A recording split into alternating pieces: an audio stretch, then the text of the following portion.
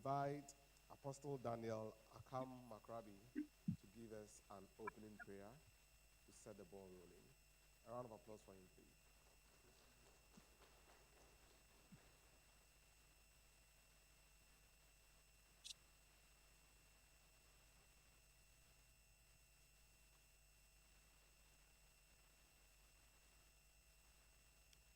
Please shall we be on our feet for the opening prayer?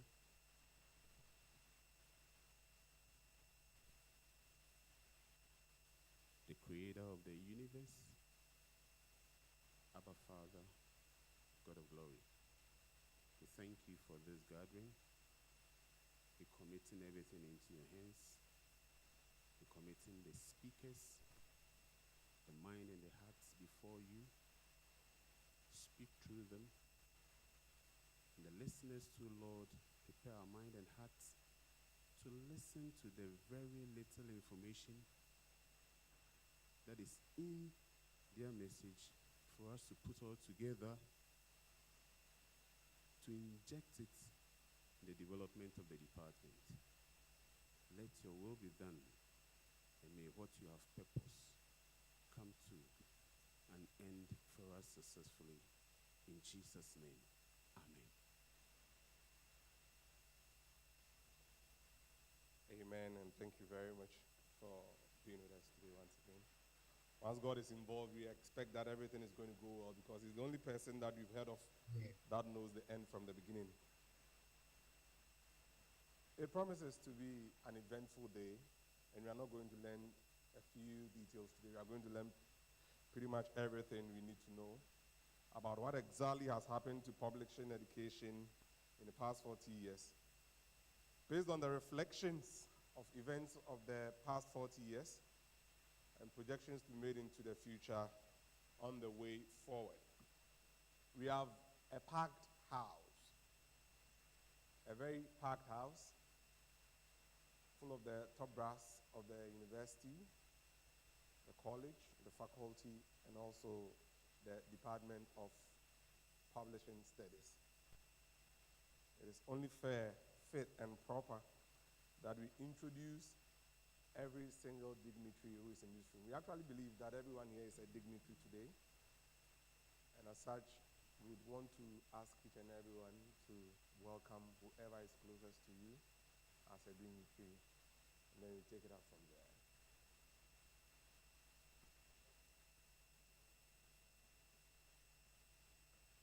All right, thank you very much. Thank you very much for coming.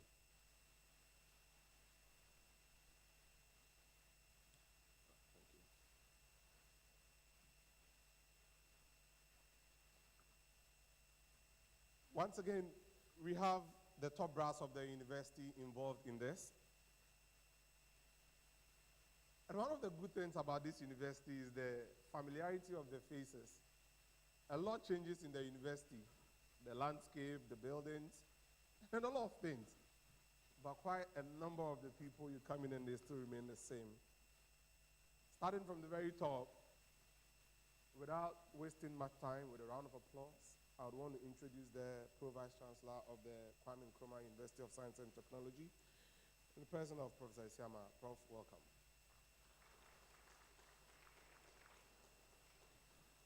Professor Asamoah, sorry. Please forgive us. Professor Asamoah is the Pro-Vice Chancellor of Kwame Nkrumah University of Science and Technology. We also have the Vice Dean of the Faculty of Art, Professor Howard. Prof, welcome.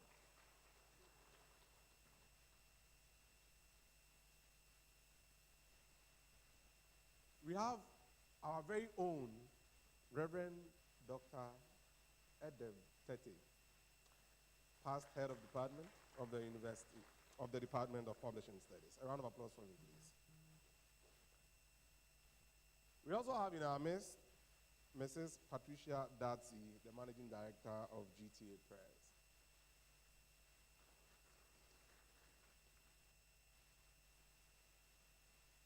And now the exam itself. To test my memory. I see the head of the Department of Publishing Studies, Dr. Mrs. Lucy Rikoto here. A round of applause for her.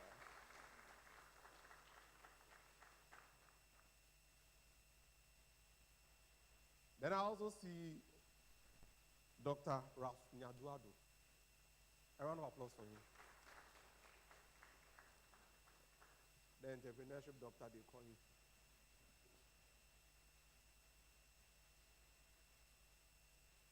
The beard and the color of the beard nearly deceived me, but I still made him out. I'm certainly not going to miss out on that. Our very own, the great Agbo is here.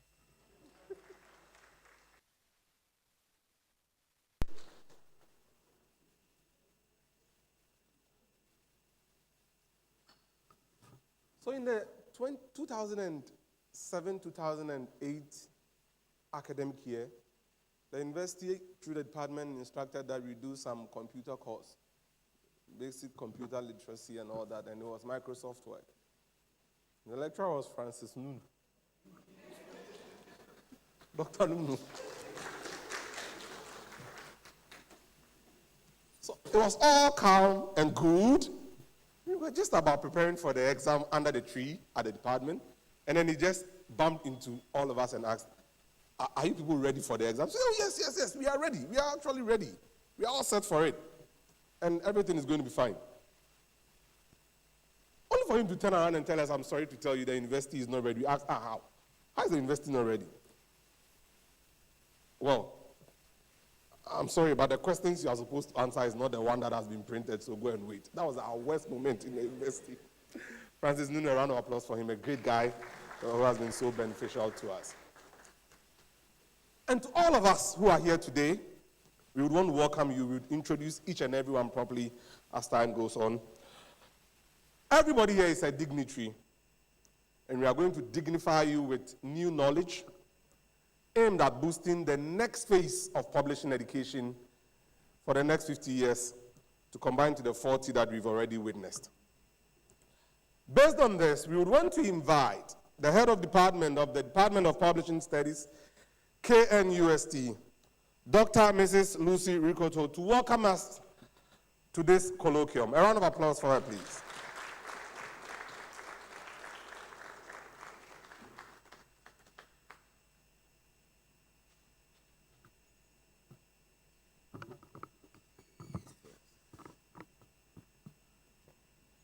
Technicians, please come around and fix the microphone for us. Thank you very much. Thank you very much. My Pro-Vice Chancellor, Professor David Asamoah, my Vice Dean, Professor Howard, our Chair, who is yet to be introduced formally, the Faculty Registrar, the President of the Alumni Association, distinguished guest speakers, alumni present, colleagues, friends from the media, ladies and gentlemen. Good morning. I'm delighted and very honored to welcome us all to the Amonuniza Ideal Conference Center here in KNUST to participate in this very important colloquium as we mark 40th anniversary of the Publishing Studies program. 40 years ago, our forebears charted a path for us with the introduction of the BA Publishing Studies program, which started as book industry, the first of its kind to train professionals for the book industry in sub-Saharan Africa. From the pioneer class of 9, who started the program in October 1984. So this month, October, is very significant for us. To the current final year class of 220, who will graduate hopefully this year, we have strived to educate men and women to be entrepreneurial leaders in the publishing, print, and allied industry.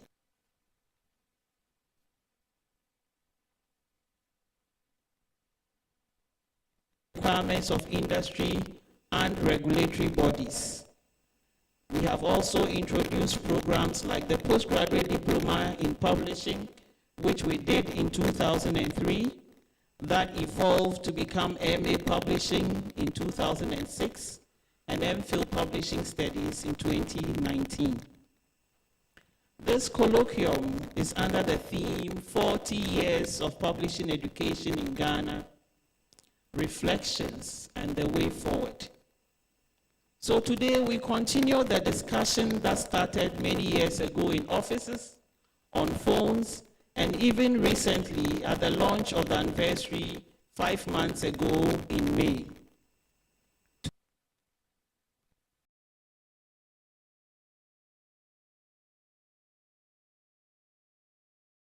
On the theme, we shall receive feedback from our alumni and strategic partners who have supported the department through industrial attachment and student internship, and ultimately offering employment to our graduates.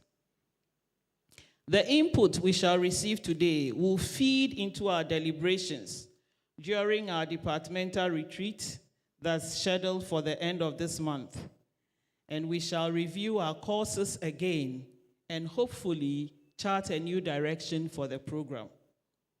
On behalf of the Department of Publishing Studies and on my own behalf, I welcome you all, distinguished people, to this colloquium that promises to be very thought-provoking and insightful. I thank you very much.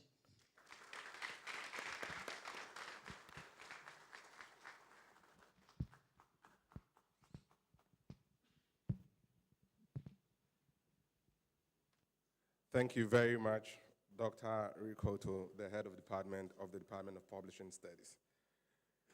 We've also been joined by Mr. Pao, a lecturer at the Communication Design Department. Dr. Atue Suman is also here. Mrs. Arabanunu is also here with us. And then, when we were in school, he was the Indies Hall tutor. We still have time to come around and speak on our WhatsApp platforms. I don't know exactly what he's looking for, but anytime something is posted there, one of the few people that comments quickly, it's him. A round of applause for IK up here.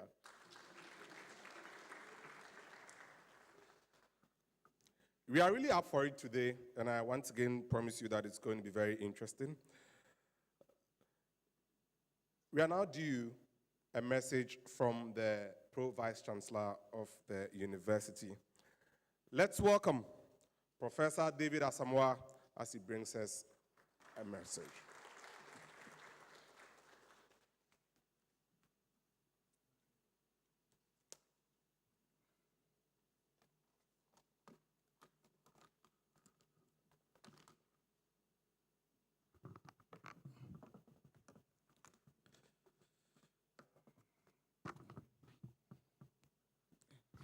Good morning, colleagues,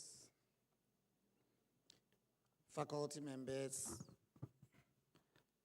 alumni, students, and guests. All protocols observed.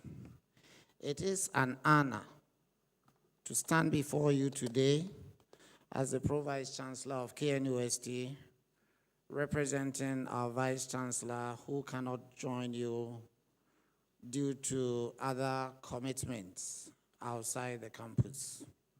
I extend her warm greetings and best wishes for this 40-year successful celebration. Aiku. Management of the university takes this opportunity to thank all gallant men and agencies like UNESCO who supported this department in building its pillars. We also appreciate the first head of the department, Very Reverend Dr. Edem Kwekutete, who also played a pivotal role in the development of the program.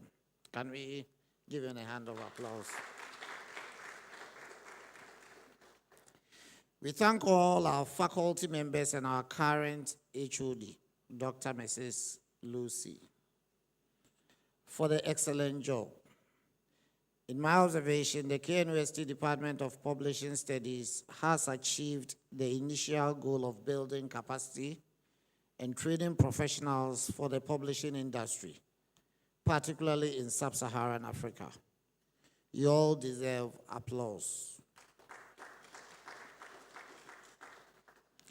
I also appreciate all our resource persons at this colloquium, Mr. Elliott, Ms. Harriet Tego, and Mr. Kobe Asma, who agreed to share insight to help us leap into the future. In conclusion, on behalf of the university and our academic community, I sincerely appreciate the organizers, speakers, and participants who have made this dialogue possible.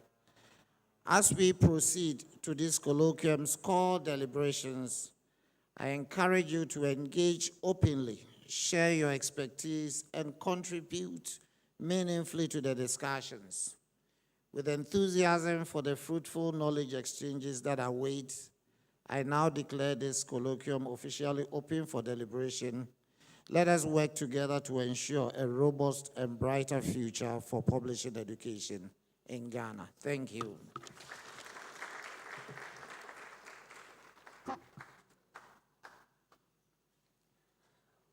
Another round of applause for our Pro-Vice Chancellor, Professor David Asamoah. Thank you very much, Prof. For the 40 years has really been exciting and fulfilling, and we even expect greater things in the next 40 years. We've been joined by lawyer Susan Asamoah, Senior Assistant Registrar and Faculty Registrar for the Faculty of Arts. A round of applause for her, please.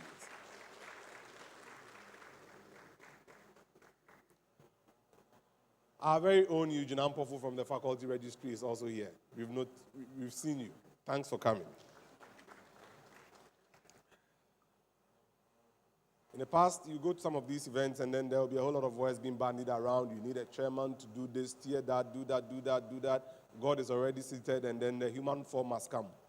It's good that we've actually acknowledged it already, that the program started with someone steering the program as the first head of department.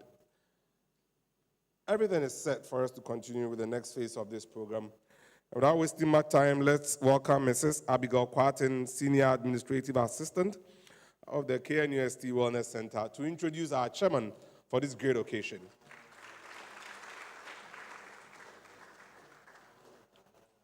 Good morning, distinguished ladies, lecturers, senior colleagues, ladies and gentlemen. It is my distinct privilege to introduce a remarkable individual whose contribution to education, publishing, and ministry span across decades. Today, we have in our midst a man whose legacy transcends the ordinary bounds of academia.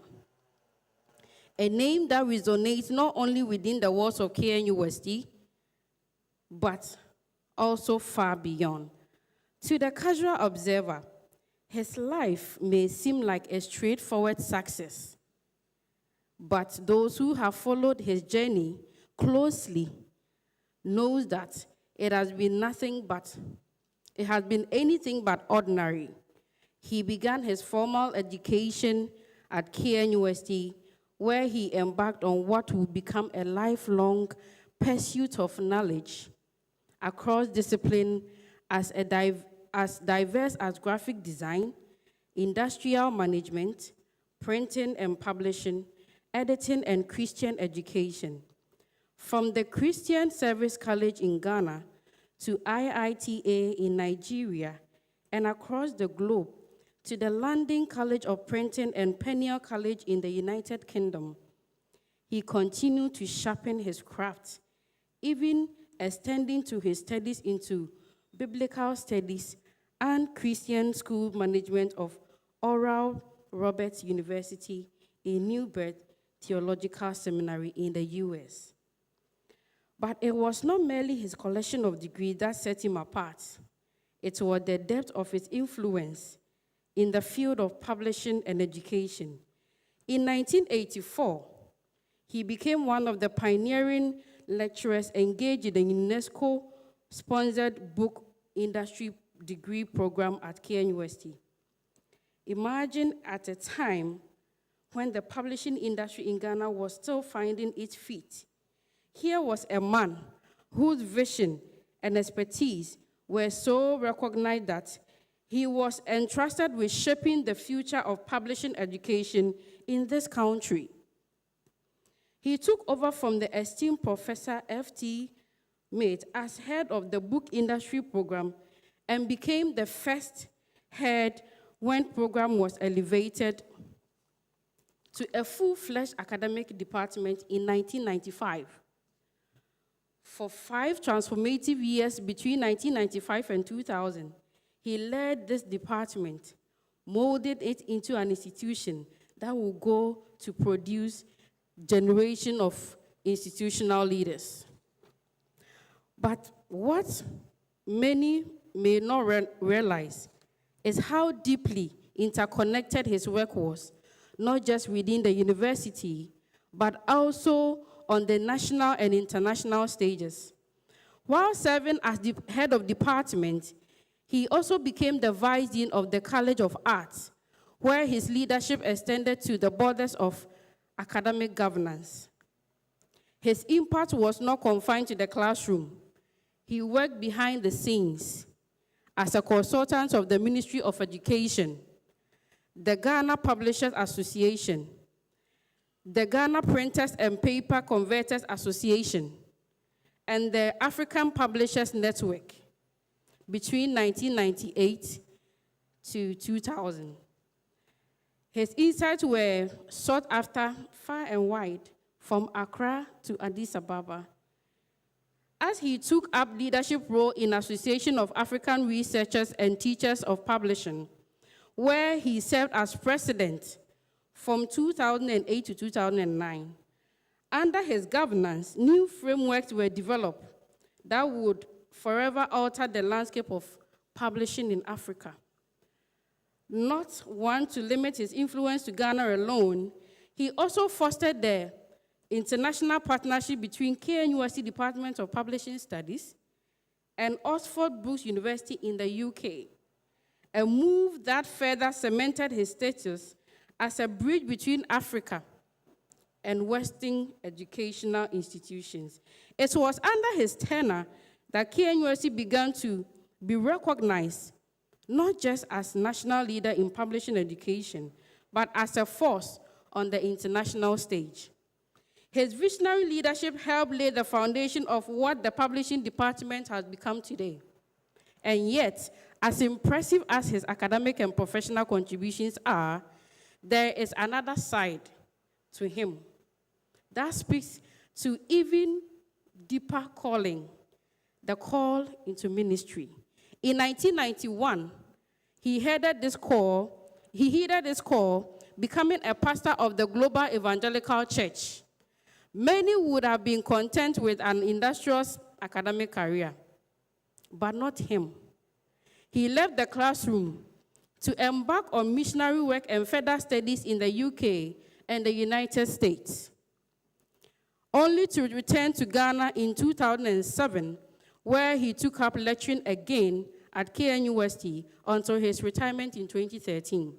During this time, he was also elected moderator of the Global Evangelical Church, as a role he held with distinction from 2012 to 2015. Today, even in his retirement, he continues to shape the minds of young people through Pathfinder Educational Trust, an NGO that provides career and educational counseling. His passion for guiding the next generation remains undiminished, as evidenced by the 16 books he has authored and published. So, who is this man? Is he the pioneering educator who transformed publishing studies in Ghana? The consultant whose advice has shaped national policy? The pastor who shepherds a community of believers? Or the author and mentor guiding the next generation? The answer, of course, is all of the above. It is with great admiration and anticipation that I introduce to you, ladies and gentlemen, with standing ovation, giving honor to whom honor is due, I present to you very Reverend Dr. Adam Tete.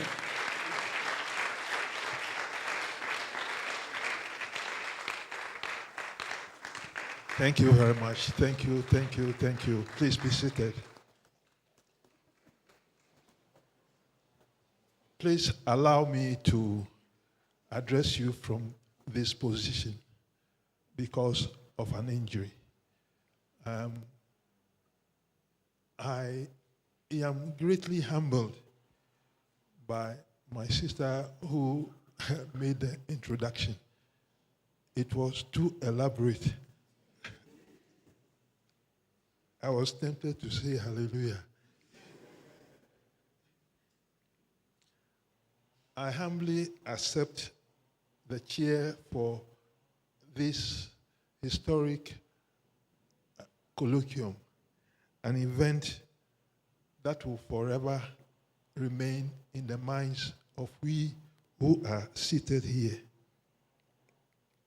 I want to commend the current leadership of the department and the college, which is housed by this great university.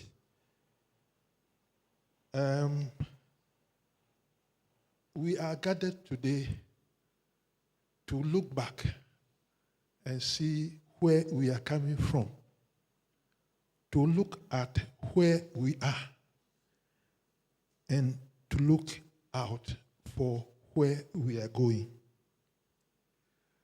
The meat and substance, or the meat or substance of a colloquium, hinges on the quality of specialists who have been empaneled to deliver addresses on this occasion. This morning, we are blessed and favored to have seasoned professionals and experts in the printing and publishing industry to lead us in this very important academic meeting and discussion. The topic before us may be likened to the elephant of the 6 blind men of Hindustan contained in a poem. And I believe you are all familiar with the description of the 6 blind men of the elephant they saw with their hands. But I'm not saying our experts are blind. They're all seeing very well. I'm only trying to say that in their presentations, they would agitate our minds in a way that will make us, especially those who are leading the department, to know where to go from here. And I believe that this morning we shall be blessed with new ideas to look at this program from very new perspectives. Without saying much, I want to say that the speakers will be formally introduced, and their introduction would help you to understand who they are. We have Mr. Elliot Ajari. I have known him for a very, very long time, and his role in the publishing industry of Ghana. Miss Harriet Tego is also a very familiar name and very distinguished professional in the publishing industry. And Mr. Kobe Asma, who is one of the top printers in Ghana, not only in Ghana, but in West Africa. We want to thank God that these people have agreed to come. And even though we have the saying that ladies first, we shall have today men before. So the one to introduce the speakers will come and do the job, and then we would start receiving the deliveries. Okay, I'll call the moderator to do exactly that. Thank you very much.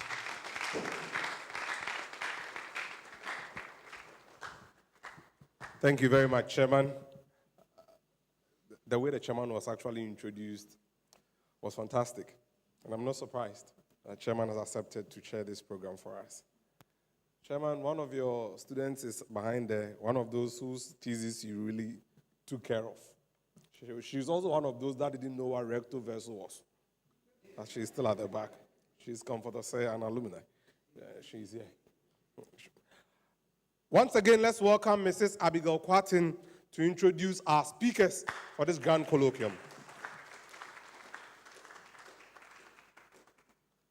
Thank you once again. I promise to make it very short. I'm sorry. So our first speaker is a graduate of the KNUST Book Industry Program, 1993, and also a product of the University of Ghana Business School, where she obtained an executive MBA, project management option. She has earned a considerable depth of experience over 25 years across the various disciplines in the publishing industry and event management, with special interest in children's literature, sales management, and maintaining high product quality. She has worked in various positions at Commercial Associates, Auto Parts Limited, Readwide Limited, and GPAC Limited, a subsidiary of the Graphic Communication Group Limited. Currently, she is the publisher and managing director of Afram Publications Ghana Limited, a council member of the Ghana Publishers Association, and a member of the Institute of Directors, Ghana, among other roles. I present Miss Harriet Adelaide Tego.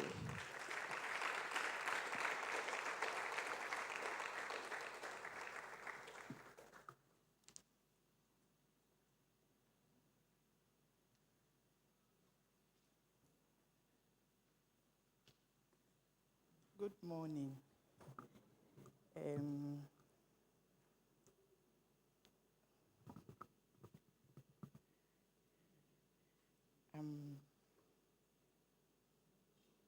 It's good to be back amongst people I have learned from, people who have helped shape my life, my classmates. I can see 2 or 3 of them here, so it's good to be back.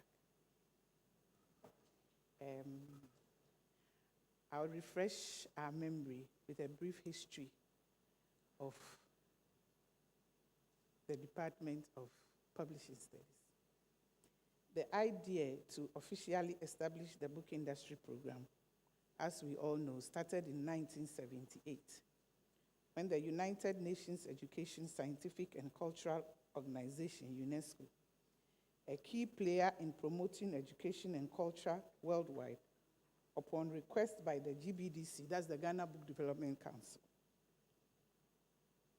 a national body promoting the development of the book industry in Ghana, and the design section under the Department of Design and General Studies in the erstwhile College of Arts, University of Science and Technology, organized a 10-week training program in book production.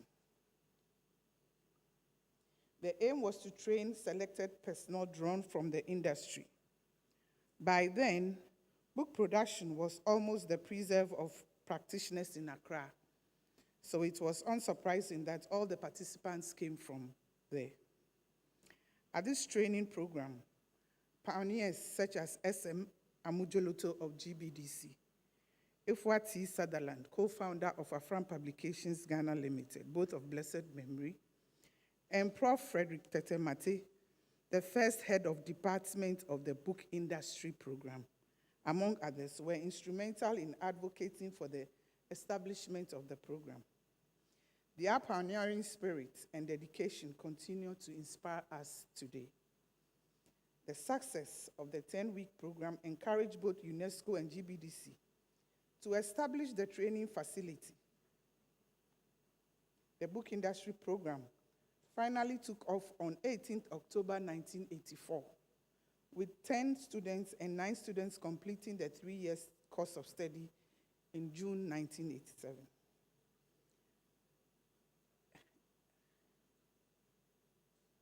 In 1989-90, during after A-level national service, my attention was drawn to a new program on campus because most of my friends knew I loved reading and would be interested. Though the information about the program was scanty, my interest in it surpassed those of the other courses I had chosen. So I went for it, and I gained admission in 1990 with 43 others to pursue the course of study for the award of a BA Book Industry degree, which we gained in 1993 to what is now known as BA Publishing Studies. I have a recollection of some of how my lectures influenced who I am today. Mr. Kijani and Mr. Ban shaped my appreciation of design and illustration. What they taught us, though some of us didn't have any artistic, we thought we didn't have any artistic, any artistic abilities in us. What they taught us and how they approached it has enhanced my appreciation of children's literature illustrations. O.A. de Graaf Johnson, of blessed memory, also taught us, amongst others, communication research methods in a fun and relatable way. He said, I can't appear. My project supervisor, I don't know if you've experienced that, was strict and methodological. To date, he has shaped my attention to detail. At that time, we did not appreciate. Reverend, I don't know what to say. Each time I see you, I appreciate you more.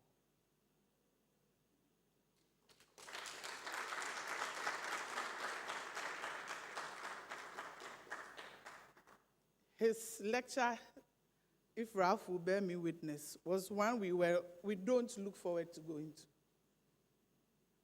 because it didn't come easy. But we are who we are for what he did for us. I think he took us personally as individuals, looked at our strengths and weaknesses, and shaped us.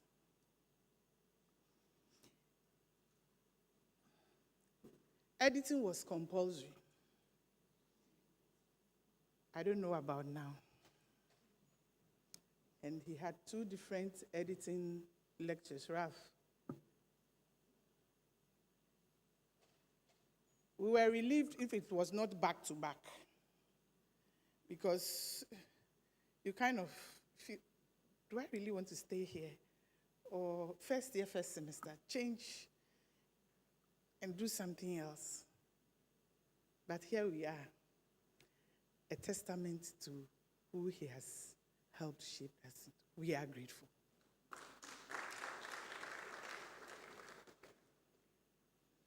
Prof. Mate, printing was one of the courses that did not really come easy to a lot of people. But his visualizing printing machines in the lecture room when you don't even have the machines around, his use of typefaces in what typefaces do, what they don't, what should be used for what, were all practicalized by him. And I think that is what made some of us major in printing, because he made it very relatable. After graduation, I had the opportunity to do my second national service with the Ghana Book Development Council under the guidance of Mr. Anoni Makun. His gentle direction and knowledge-sharing capabilities kept my interest in the field. Many people and organizations did not know what the graduates could do with the relatively new publishing degree we graduated with. So we became advocates in our search for jobs. Some of our mates diverted into other areas because they were not finding suitable jobs in the area of study. At that time, there were not enough publishing and printing houses. There were not enough mentors to guide us in staying the course. Most organizations did not know that they needed our services. Notwithstanding the above, a few of us became trailblazers who depended on our theoretical knowledge gained from the program to build each other up wherever we found ourselves. Gradually, we became successful. We can now be found in all areas of work in Ghana and beyond. We learned on the job what we had acquired as undergrads in the lecture hall and during national service to make inroads in the industry. Our class also included some mature students who were already teachers or technicians in the printing industry, who had returned to school to upgrade themselves. They shared insights into the working world with us. But we encountered the MBAs, that is the Mibahaches. Though we got some knowledge from the lecture halls on what to expect, we were not told that we would have stiff opposition from those we would try to change. They had been in the system for long and had set their ways of operating in what they know how to do best. We came young and fresh from school, trying to change their perception of university graduates. It took a lot of patience on both sides. And though some mistakes were made, they eventually understood that we were adding value to their style of work. Gradually, they became more interested in what we had to offer. And eventually, their staff and wards got admitted to read the now publishing studies program to acquire skills and manage their companies and institutions better. This we found in especially the private-owned businesses. According to the data shared with me by the GPA, Ghana Publishers Association, out of a number of over 150 members, only 25 women are heading or in senior positions in the publishing industry. I mean publishers, editors, creative directors, proofreaders. In an industry where women leading because we are said to be more meticulous and self-critical and willing to see other viewpoints, this is not so in the book industry. Africa, as it is in the broader publishing world. we will need to improve the statistics. And this, I think, is food for thought for all of us. Because outside Ghana and Africa, leading publishers or those in senior positions are mainly female. The way forward, the publishing industry and the education it provides have a bright future, but much must be done to keep it up with the changing world. The industry has expanded, and with the growing number of publishers, publishing and product management graduates, we must have leaders who have influential, transformational drive to help the industry's agenda grow. It was difficult getting some data, especially on women in publishing or women who had been trained by KNUST Department of Publishing.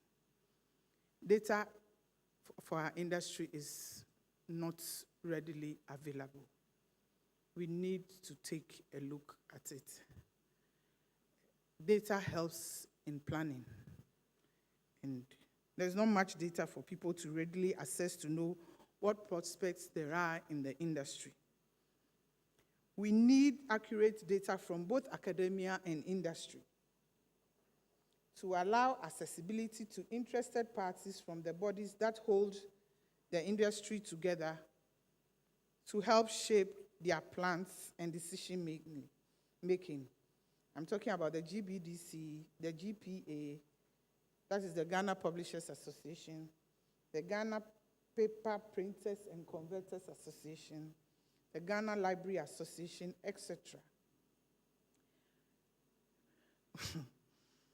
In our final year, I think prior to a semester to our final year, we were given a mini project, and Ralph Addo decided then to take up entrepreneurship.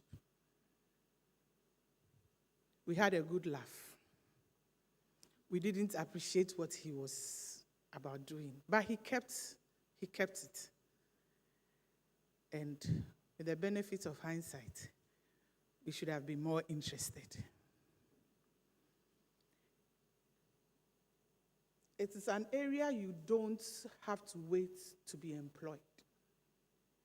It is an area that post-COVID has become very fundamental to our survival as an industry. People are now sitting in their homes and doing all aspects of work relating to the industry, to the workflow, from editing, to proofreading, to designing, to cover design, to even print on demand. I had a chat with him, and I asked whether it is compulsory. Everybody needs to graduate from that course separately, because given the way the industry is evolving and the fact that we need to survive and work and enjoy the areas of specialization. I don't know whether it is like AfroStars, where you can finish, if you don't pass, you won't graduate. Because entrepreneurship is the key to our industry now. Business ethics. I've had chats with some of my attachment students, and it seems not to be a focus in the current course structure. This is very important because what we do as publishers are people-oriented. The decisions made in this work area have far-reaching consequences for all the people in the publishing chain. Avoiding controversy between parties is key to building confidence. Business ethics or ethics in management goes beyond right, wrong, or what is legal. Sometimes it is correct, but it is not moral. And so we need to take a look at it. We are having people working without that kind of ethics, and it is affecting those of us in the industry. So we will be grateful if maybe a course, a 3 credit hour or 2, whichever one is workable. Yeah. You find printers trained from this great institution doing things that are not ethical.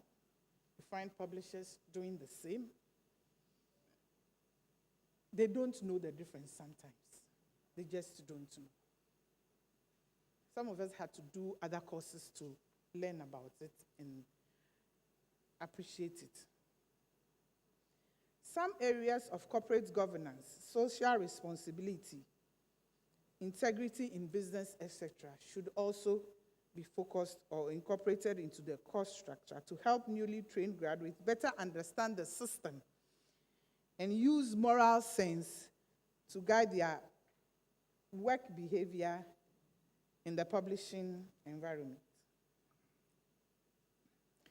Another area of concern is the electronic and digital publishing, which we are working in right now. Another area to be explored is that area. The world has become more digital than it was about 30 years ago, when we had only one Mr. Tete. Is it Mr. Tete? We were 43, and there was one PC. Pardon? Apple Macintosh. We were 43, and there was one. I don't know what the situation is. You didn't have.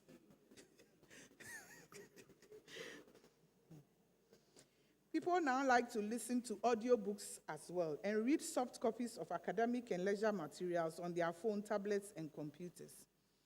With this trend, e-book design, digital publishing, and audiobooks creation must be at the center of the industry for us to remain relevant. Unfortunately, this all-important sector of the publishing industry is not part of the current course structure, and steps should be taken to incorporate it as soon as possible. I have a student from here who is doing internship. She's coming back to school to final year. She's clueless. Fortunately, we have a project working with a South African company and have made sure she's part of it. So she would come back and share what she's learned with the department. The current course structure is more detailed and interesting than in our time. However, academia and industry need to collaborate more and better to enhance the quality of graduates. The one-semester internship can also be better structured to give students more office management, finance, and administrative training. They don't have that one at all. We had to go and learn. We had to go and learn, struggle and learn. But I think we can now do better. Academia should be willing to bring industry here more often. Not for speeches, but for interactive work. And should we do that the next 40 years, we will be able to say that we have changed the face of publishing. And then we would be able to encourage those in the sub-region to join the program. I've had discussions with colleagues from Nigeria and other countries, South Africa specifically. And in as much as they want to be part or to bring people to attend or to participate in courses or to even come for the MA program, the cost structure doesn't meet their current needs. We would need to take a look at that and make it more inclusive so that the purpose of Ghana being selected to host the book industry course, now known as Publishing Studies, will be realized. Thank you.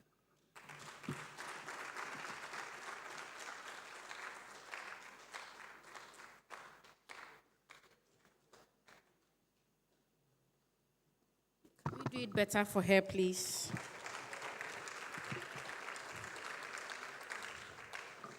As she was talking, it took my mind back to when I was also in class. One of the classes that didn't come easy for us is Dr. Smith's class. You will not yawn for as long as he stands to talk. We'll take our next speaker.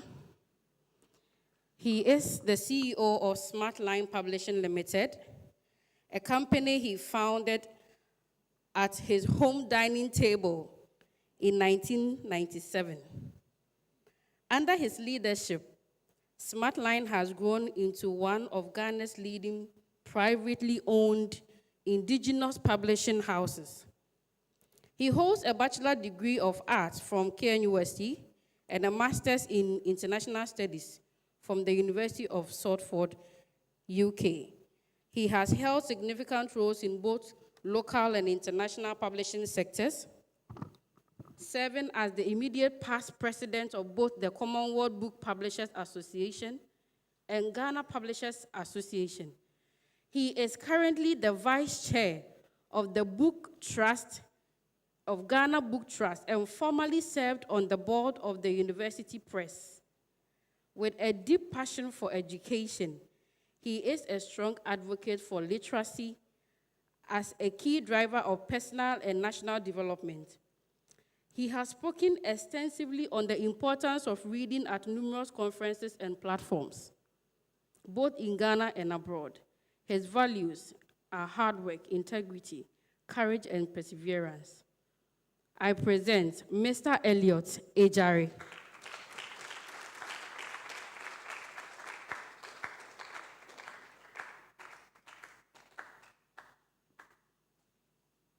Wow. It's really good to be back.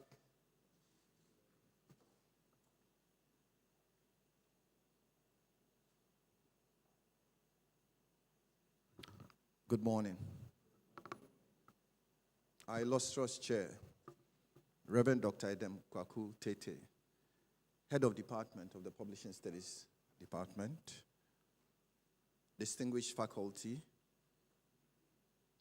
and our cherished students.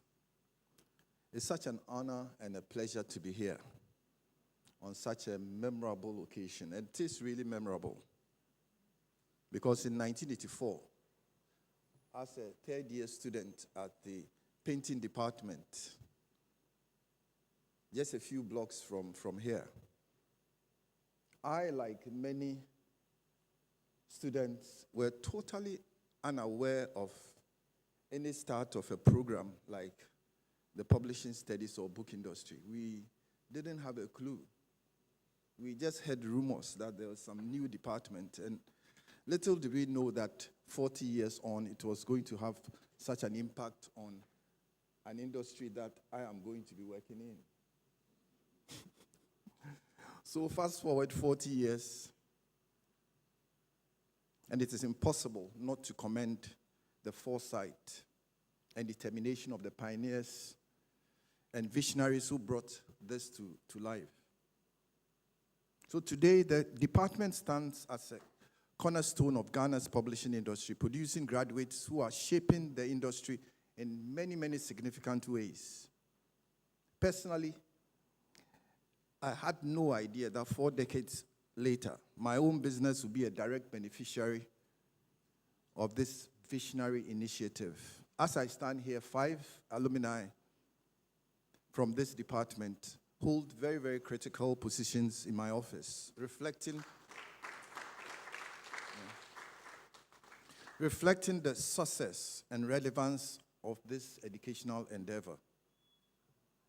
However, we celebrate this milestone in the midst of perhaps one of the most dramatic shifts on how we as a people work and live, the rise of artificial intelligence.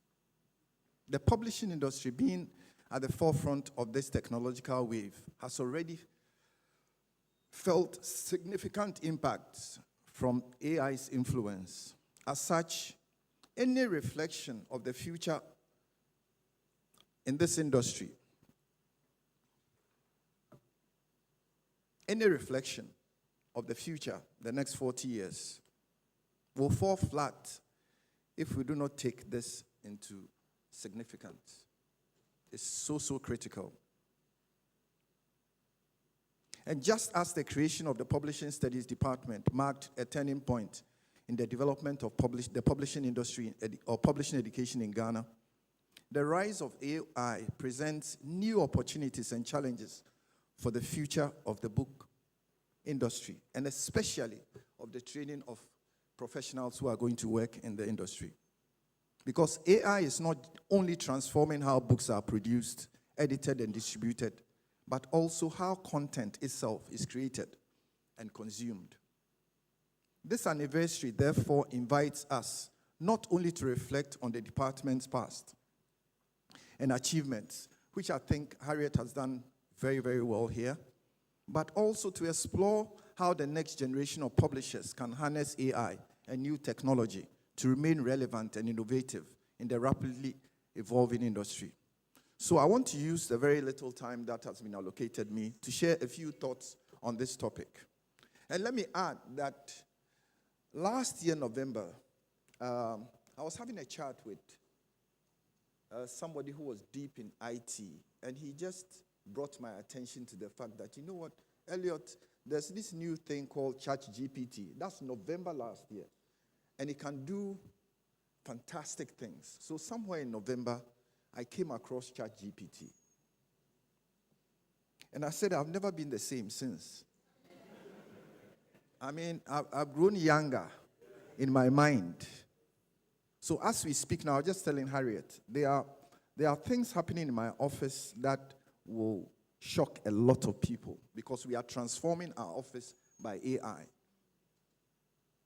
And Smartline has decided that we want to rebrand. We want to change what we do. So we are not sitting waiting for anybody to tell us what to do, but we are moving ahead. And I think the department will have to really take this AI thing because it's here to stay. Okay, so I want to use that to talk a little bit about the book industry and its sensitivity to change, especially technological change.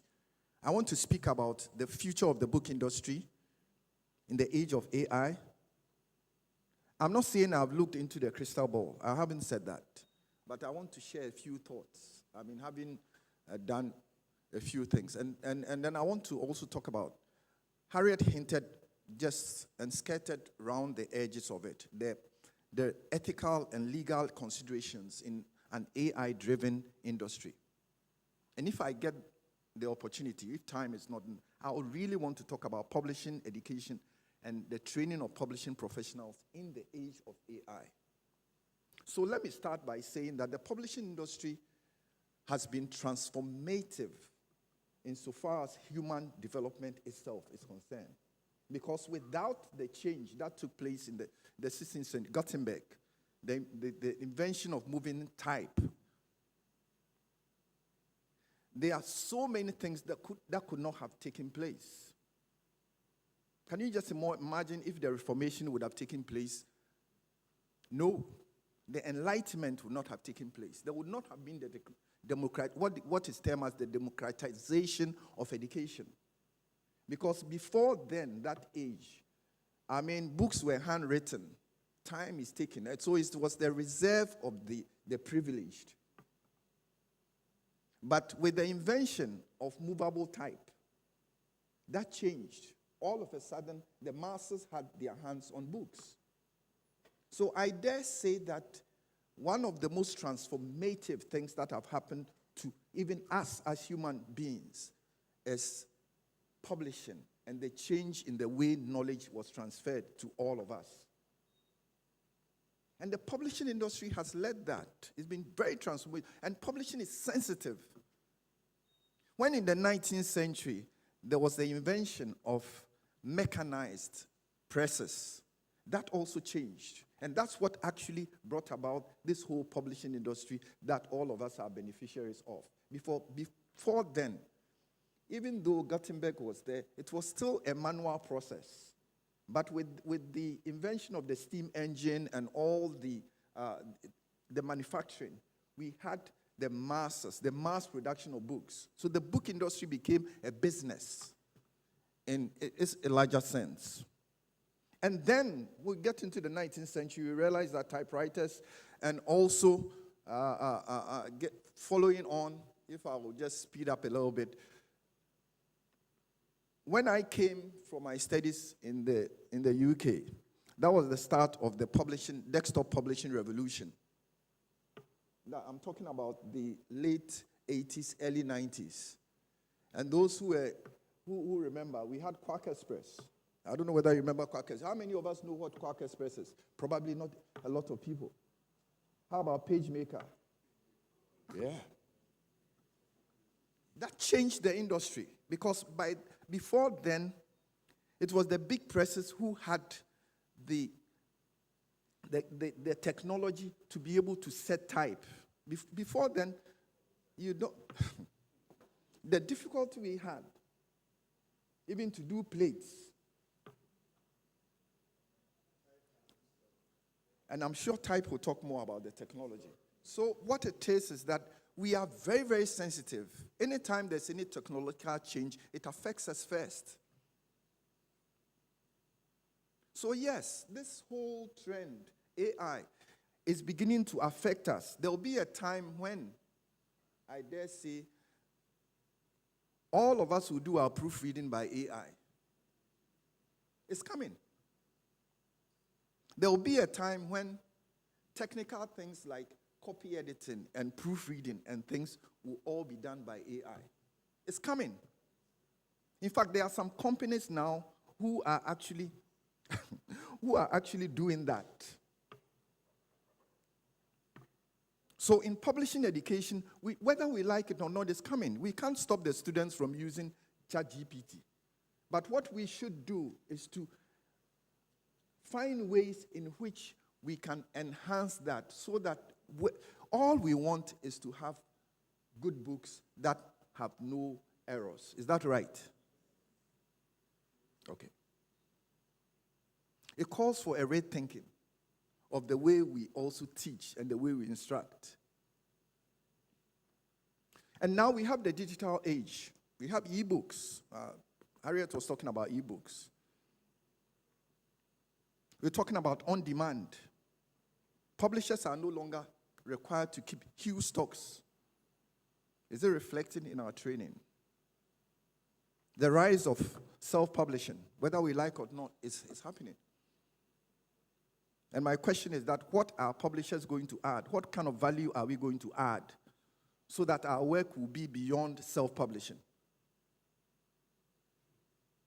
Because yes, individuals are publishing their own books. People are doing crowdsourcing to find money to publish books. What kind of value are we going to add? What's going to be the difference? If I sit in my room and I have ChatGPT and I can publish a book, is there any relevance for publishing education then? So it's something that we need to think about. What is the value? What are we going to add? Artificial intelligence and data analytics. We're talking about data. The absence of data on the publishing industry is a scandal. We need to have our books. We need to know how many books are published in the country. We need to know them in genres, that this number of children's books. And maybe, I'll call our academics to maybe do a little bit more work for us in that department. So what really is the future of publishing in AI, in a world that's going to be dominated. We must see AI as a co-creator. For authors and publishers, AI tools can assist in the writing process by generating ideas, by suggesting plot lines, and even to the point of drafting what? Content. We can't throw it away. What if it generates content better than you do? That's the question you should ask yourself. Are we still going to just say because we are human, even if it's better than us, we'll still maintain ourselves? We are human, so we will reject it. Is that how we see it? So we must see AI as a co-creator, because now AI, and listen, I mean, if AI gets sentient, and I don't know whether all of you understand when we say something is sentient, what it means is that it starts getting a mind of its own. We get into another realm altogether. Something that it has reached that point, I'm not too sure. But sometimes, I mean, having been doing this for about this thing, I wonder, because some of the things that get back to us. So a whole new generation is coming, on a whole new field is coming, where we're talking about prompt engineering. It's how well you prompt the AI. That is going to be the skills of the future. The skills of the future is not the AI itself, but how you are able to prompt it to generate the things that you want. That's going to be the important thing. Or that's going to be the dividing line. So editing and proofreading is going to be affected seriously. So in our editing and proofreading courses, how are we going to help these students to use this new tool? Like an escalator. Escalator climbs the stairs, faster. And now we've been given an aeroplane or a helicopter to climb. So there's going to be personalized reading experiences. How about marketing? How is marketing going to be affected by AI? And it's going to be affected by AI.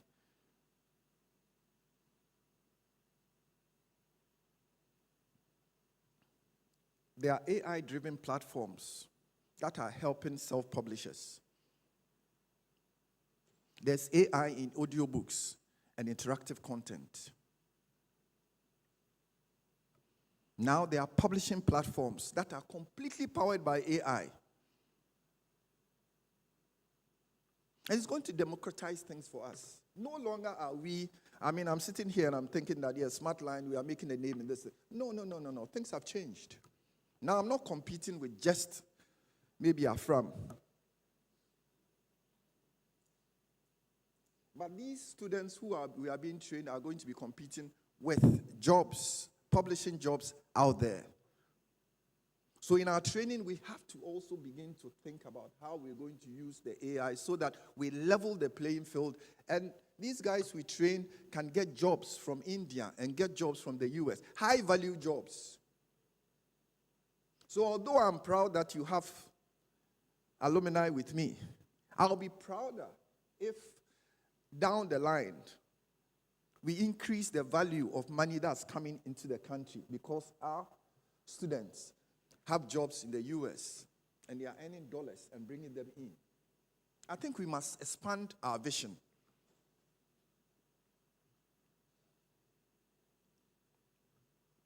So there's going to be an evolving roles for editors, agents, publishers. Each one of us, our jobs are going to be threatened, but it's also a challenge for us.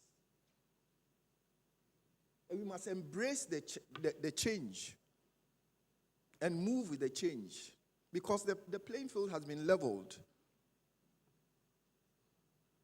So there's also going to be new metrics for success. And in an AI-driven world, traditional metrics such as book sales or bookseller list may give way to new indicators altogether. Because we're going to have AI to track and analyze how deeply readers engage with digital text. That's going to be the metrics for whether the book is being read or not. And as a matter of fact, it's been decentralized to a certain extent. Now people are reading in chunks.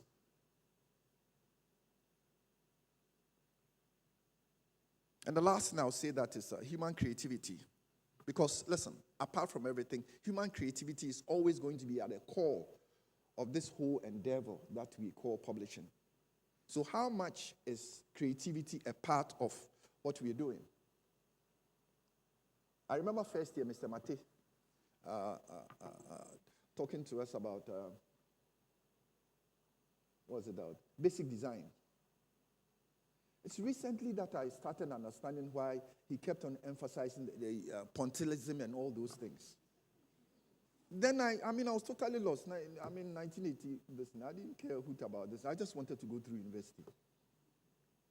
But at this age, I'm beginning to appreciate some of the things, creativity. So what's the creative component in the training that we are offering? How are we inspiring our kids to be creative? Because that's going to be at the core.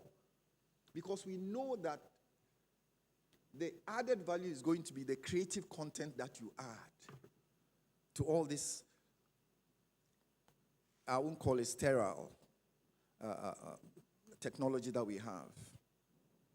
And let me quickly look at the ethical authorship implications or considerations in an AI-driven world. Authorship and intellectual property. So who owns the copyright? If you use AI to generate something, who owns it? Is it the AI or you?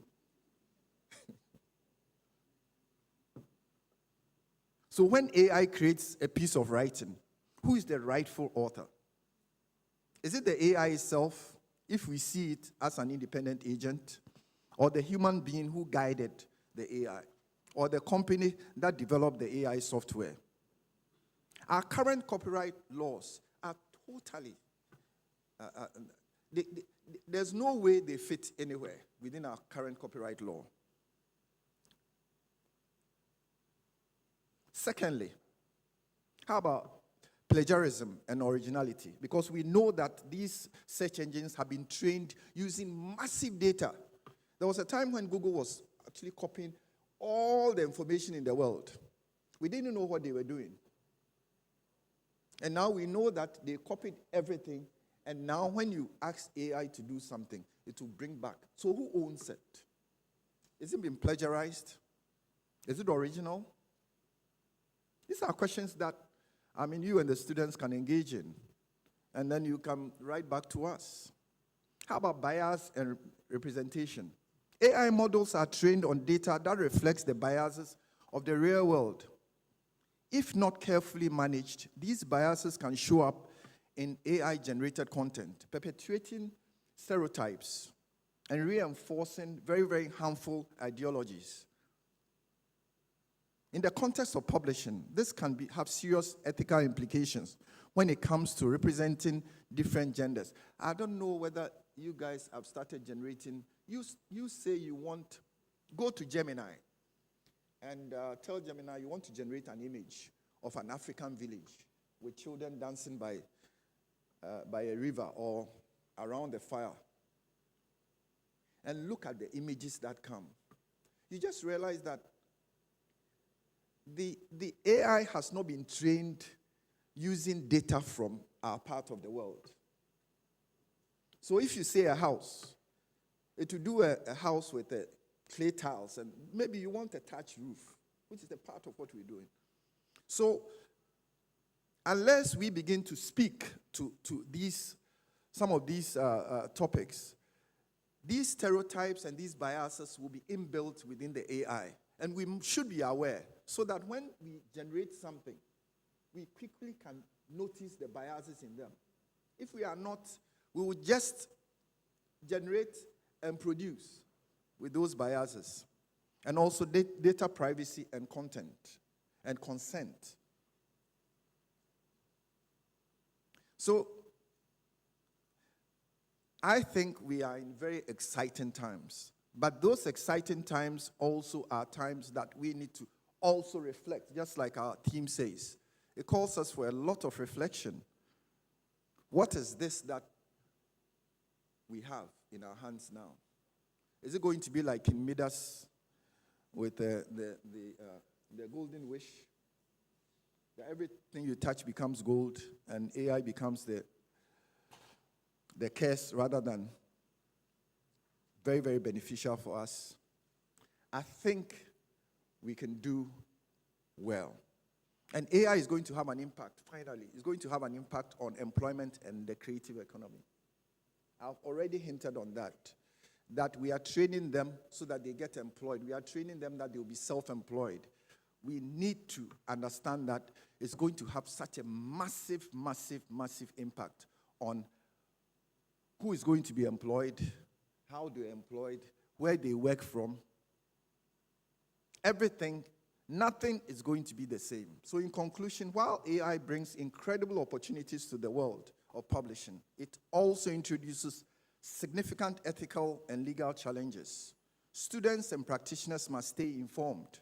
We must understand the implications of an AI-driven industry and work towards creating a future where human creativity and AI innovation can coexist in a fair and very equitable world. Thank you very much.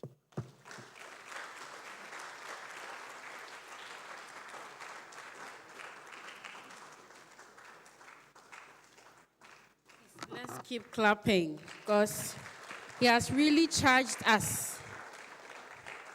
And the charge we have to keep. So our final speaker.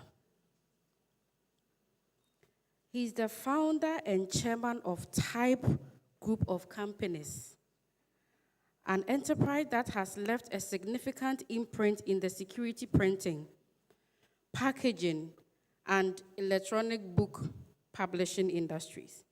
He is an experienced and accomplished innovative entrepreneur with over 30 years of experience in business development, packaging, and value-added security printing. He holds an MBA from Ghana Institute of Management and Public Administration, GIMPA, and a Bachelor of Arts degree in Communication Design from KNUST. Mr. Kobe Asma entrepreneurial journey began 3 decades ago with a small team and a limited resource, growing Type into a preferred print service provider. The company evolved into a strategic security printing and packaging company with its flagship security printing solution leading in the production of scratch cards for the telecom industry in Ghana and other West African industries. You can do it better. The company also produced scratch and win promotional products. So scratch and win promotional products, showcasing its commitment to innovative solutions. His leadership has further solidified with roles as the chairman of the printing, packaging, and stationery sector of the Association of Ghana Industries, marking his significant contribution to the printing industry. So finally, we have our presentation for Mr. Kobe Asma.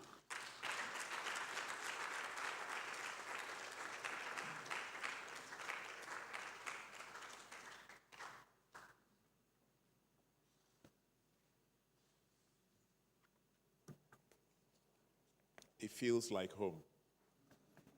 After how many years? 4 decades? Yes. I would want to salute a few people and permit me, and forgive me if I break protocol. My classmate, Ike. Well done. You've kept the faith. Prof. Very Reverend Edem Tete. Very Reverend didn't teach me, but he took me as his son and taught us values that you would not be taught in classroom.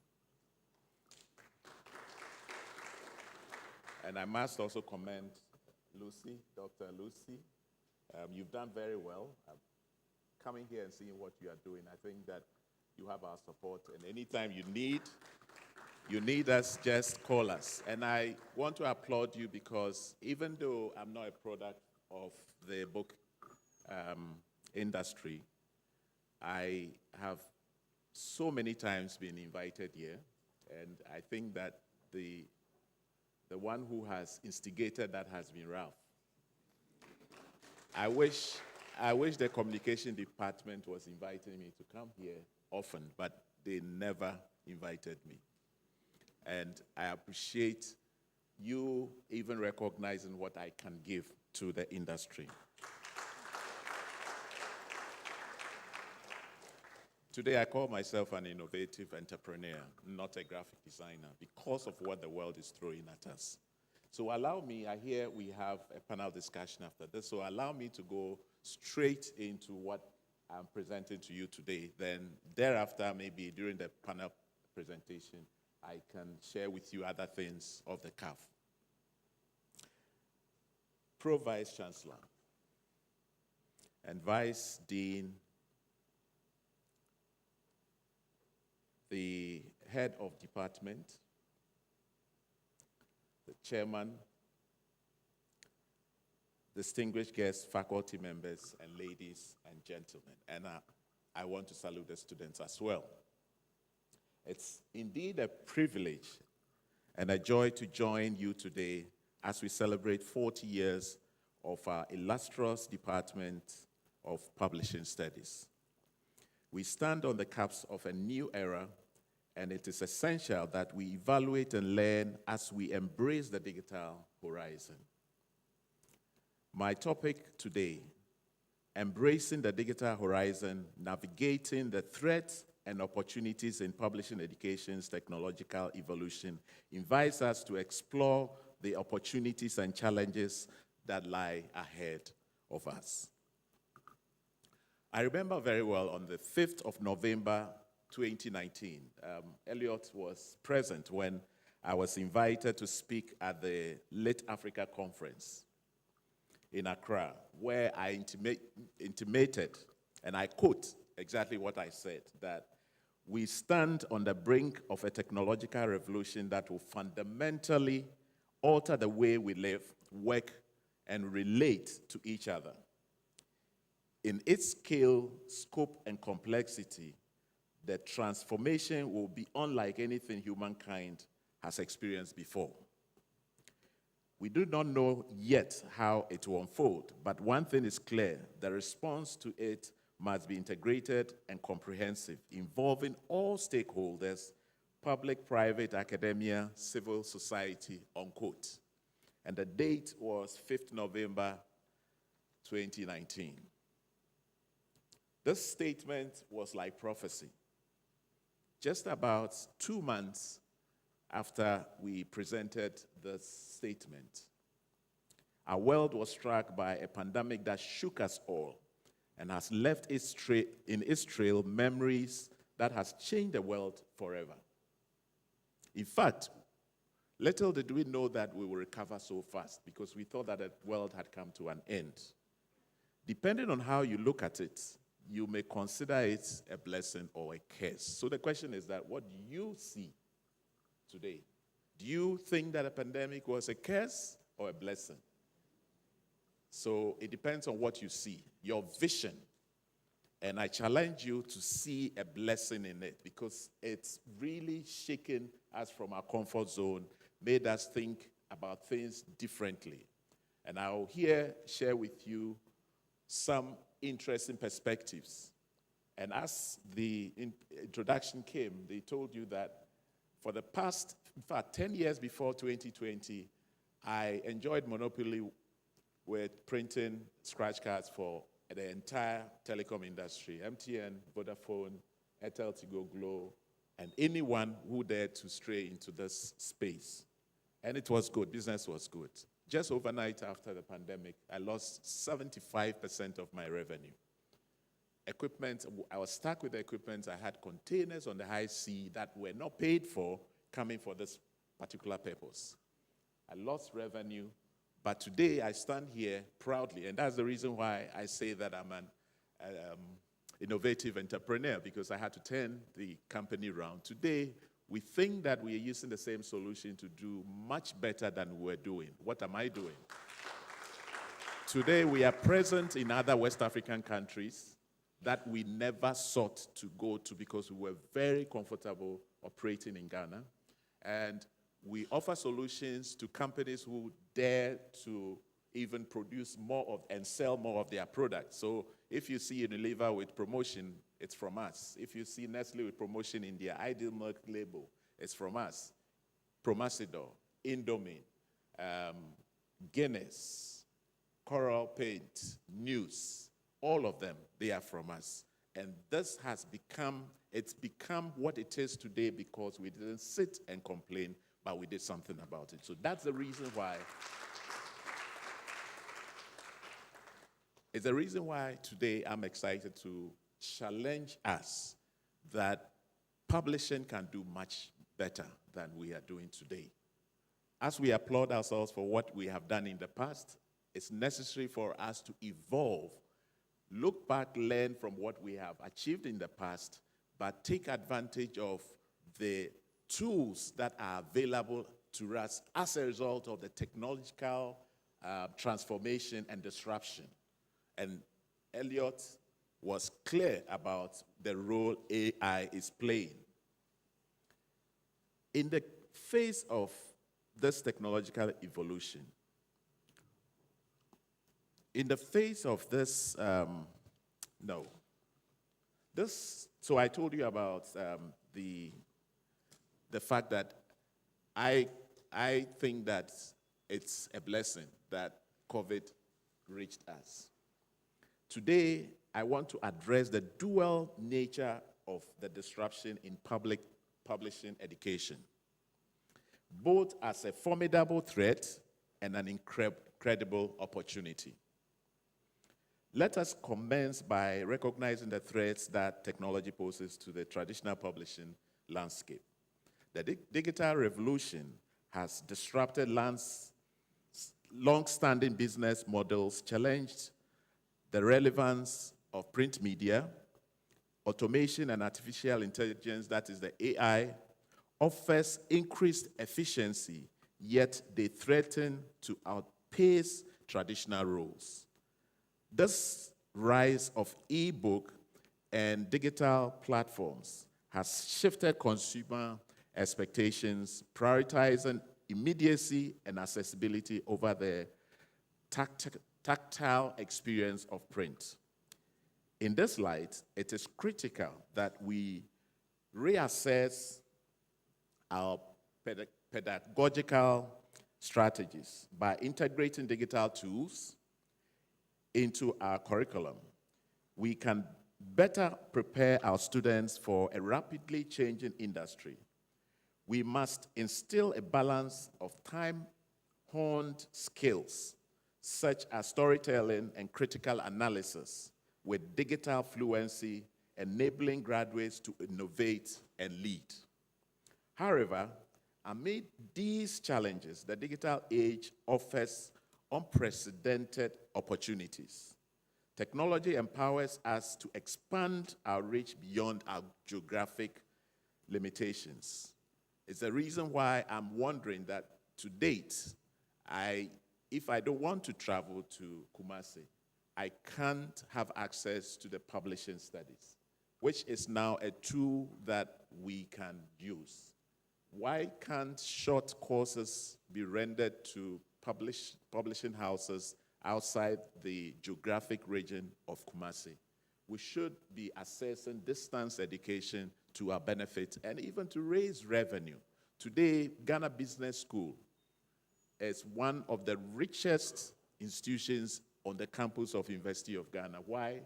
Because of digital inclusion.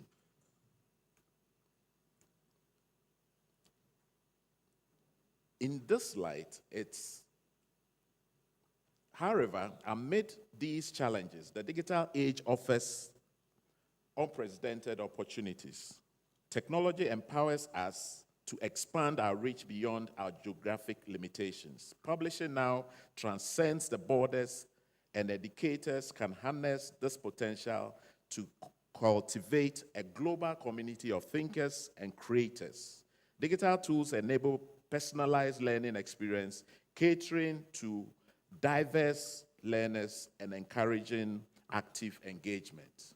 In the face of this technological evolution, there are ethical concerns, as Elliot said, that complicates the whole conversation.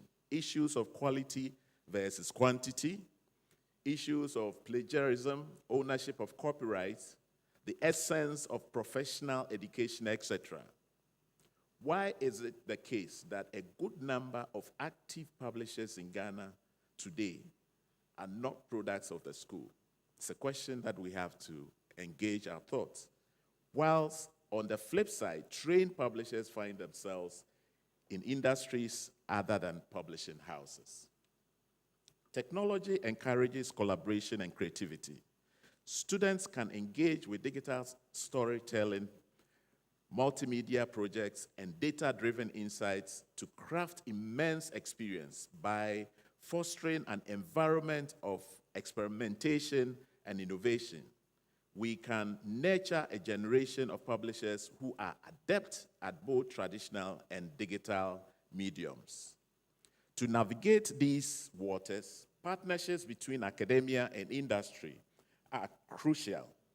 Collaborations with technological firms, thought leaders, and publishing professionals will bridge the gap between education and evolving demands of the industry. Today, we can craft a future where technology serves as a tool enhancing the art and craft of publishing. To harness these opportunities, we must evolve, and all of us must evolve. Our curriculum must integrate digital literacy, teaching students not just to adapt, but also to lead a tech-driven world, embracing a spirit of innovation.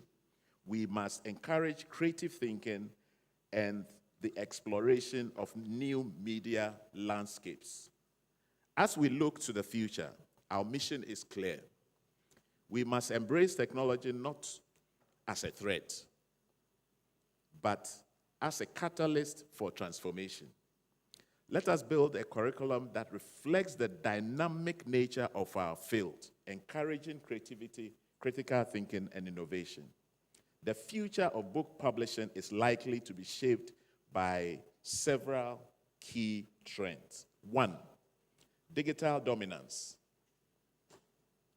E-books and audiobooks continue to grow in popularity, with more readers opting for digital formats due to the convenience and accessibility.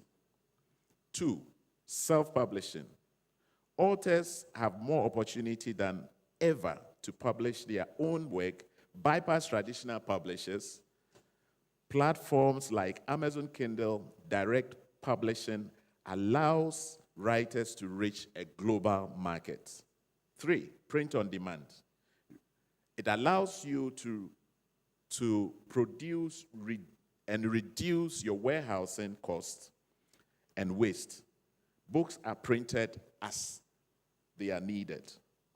Hybrid publishing models. That is combining traditional and self-publishing elements. Authors retain some creative control whilst benefiting from publishers' resources. 5, AI and machine learning. Improving editing, marketing, and even creating personalized reading recommendations. Subscription services. Platforms like Kindle offers unlimited reading for monthly fee, much like Netflix for books. 7, diverse voices and niche markets. Growing demand for diverse voices and specialized genres. Publishers target specific audience more effectively. 8, interactive and multimedia books. Incorporating videos, animation, or interactive elements to enhance the reading experience, especially in education content. 9, distance learning, and this hits the heart. Increased focus on convenient distance learning opportunities for students outside the immediate geographic location. Opportunities still exist for short, virtual, modular, certificated courses. 10, blockchain and NFTs. Potential for secure, transparent, and profitable ways to sell and distribute digital books. The publishing world is evolving rapidly and offering more avenues and opportunities for publishers and authors and readers. And the time has come for us to find ones that apply directly to us. Now, where do we go from here? An education reform is urgently needed to create a new set of skills and values under which our students can fully develop their better skills, their soft skills that should be developed to allow students to better prepare for the world of work. Yet, this task demands not only a firm conviction from academia, but also major commitment from students, parents, government authorities, and the industry and the community at large. Students must understand that they need to go through a rescaling and upscaling process, assuming the fact that the world is changing and that permanent adaptation is mandatory to stay competitive and take advantage of the wonderful opportunities that are created thanks to digitization and globalization. Parents must be part of this process, encouraging their children to run the extra mile and focus on the 21st century skills. Now to the lecturers. Lecturers must retie their bond with industry because our world today is far different from what it was when they began their professional journey. Should I say it again? To grant students the knowledge of the future, we must have lecturers of the future who are aware of technological disruptions and capable of training future professionals under this new paradigm.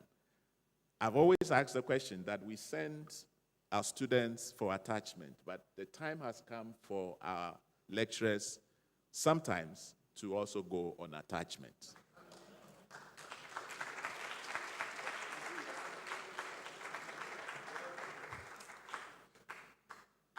You must know more than you need so that you will be needed more than you know. Should I say it again? You must know more than you need so that you'll be needed more than you know.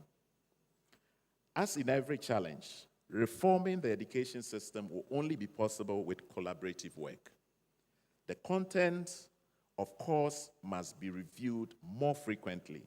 Technology is evolving at such a fast pace that the only hope of passing on relevant knowledge is frequent review of content. I am aware that you can pass on reviews through the bureaucracy of the university. By the time you receive approval, you need to submit another request for review because it will be approved after 5 years. So it's important for us to do that frequently. By adapting to these changes, publishing education can equip future professionals to successfully navigate and thrive in the evolving book publishing landscape. We cannot change the past, but we can certainly learn from it and change what needs to be changed to grant us all a better future. Today, I invite you all to join me to reimagine the possibilities, to chart a path where technology is woven seamlessly into the fabric of publishing education. In doing so, we affirm our commitment to excellence and our dedication to equipping our students to thrive in the brave new world. In the brave new world, because if you don't have that, you will lose out. As we celebrate this milestone, let us resolve to be at the forefront of change, nurturing a generation of trailblazers who will shape the future of publishing. Thank you, And here's to another 40 years of innovation and excellence in publishing education and embracing the digital horizon wholeheartedly. Thank you very much.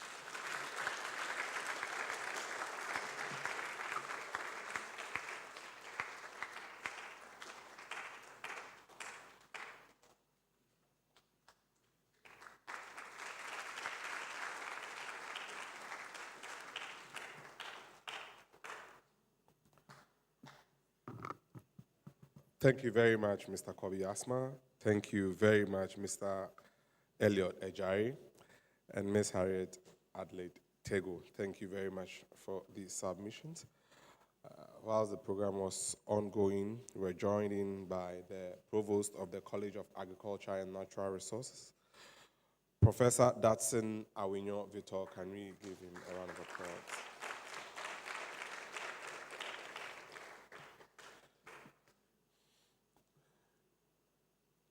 We heard the initial remarks from our speakers for today. Ms. Harriet Tego emphasized the importance of electronic and digital publishing to us, raising ethical issues and legal considerations going into the future, and the need for us to pay attention to audiobooks, as well as improved academia and industry relations focused on hands-on practical challenges and solutions. Among others, Mr. Elliot Ejari took aim at the prevailing conditions we find ourselves in and the pivotal role being played by AI and the need for us to integrate it into our education at the department. And then also telling us that we need to understand more about publishing education and training of publishing professionals in the era of, yet again, AI. And I was fascinated when he actually attributed a lot to ChatGPT and how younger he's become after hooking up on it. Mr. Kobi Asma has said it all and has actually laid credence to the fact that if we really want to be able to impart to the next generation, then we must be better equipped.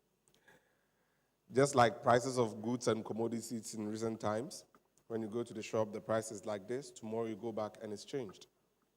And it's not just for reader students, it's also for the lecturers. So the entrepreneurship that was happening 4 years ago has changed. And the one that happened 4 months ago has also changed. And for this reason, we'll be going on the attachment with our lecturers. One of the Latin maxims that actually makes sense to me is what they say, nemos dat comos habit. You can't give what you don't have. When you don't have, you can't give unless you're going to steal. So if we really want to prepare students with knowledge for the future, then we must know what the future is going to be before we're able to impart on them. Based on this, we are going to have a panel discussion to get into it and understand some of the key and salient issues that have been raised by our speakers today. It borders on everything for the present and for the future. Madam Head of Department, some of the messages on our Zoom are actually corroborating what Mr. Kobi Asma said. Yes, I want to do a master's program, but I just don't know how I'll move from Accra to Kumasi. Derek Amusechi. To all the folks on Zoom, we are willing to take your questions and submissions during the discussion. And for those in here, once you are ready to put something across, kindly let us know. We will call you. A lot is happening there. Our own Ruben Glover is also there, and he's saying that because of technology, he is joining this discussion from Geneva. So if he is able to join a discussion in Kumasi from Geneva, then Derek and others who actually want to come and do these programs, the master's program and the short courses, are laying credence to what Mr. Kobi Asma said. Make it available to us, and we will join. The KNUST campuses in Accra and other places must accommodate us too. Professor David Asamoah is here. We will put our petition before him before he leaves. We can't come to Kumasi, so the mountains must move to us, and we will see it. Thank you very much, Mr. Elliot Ejari, Ms. Harriet Tego, and Mr. Kobi Asma. At this point, let's give them a round of applause.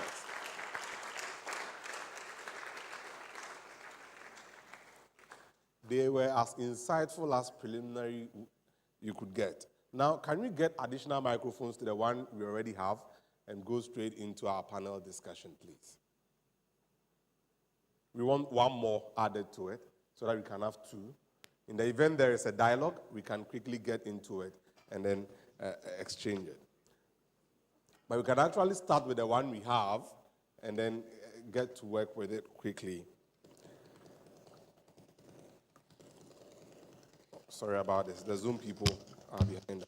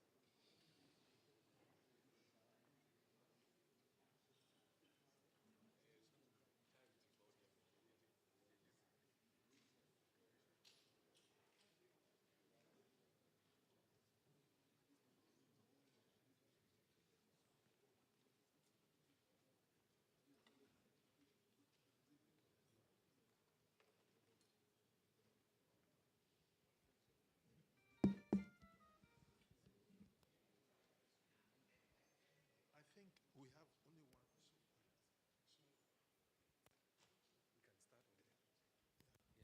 Okay. So we will start with this. Sure. I'll have to keep this in the middle and then you pass it around as frequently. They are bringing the other one.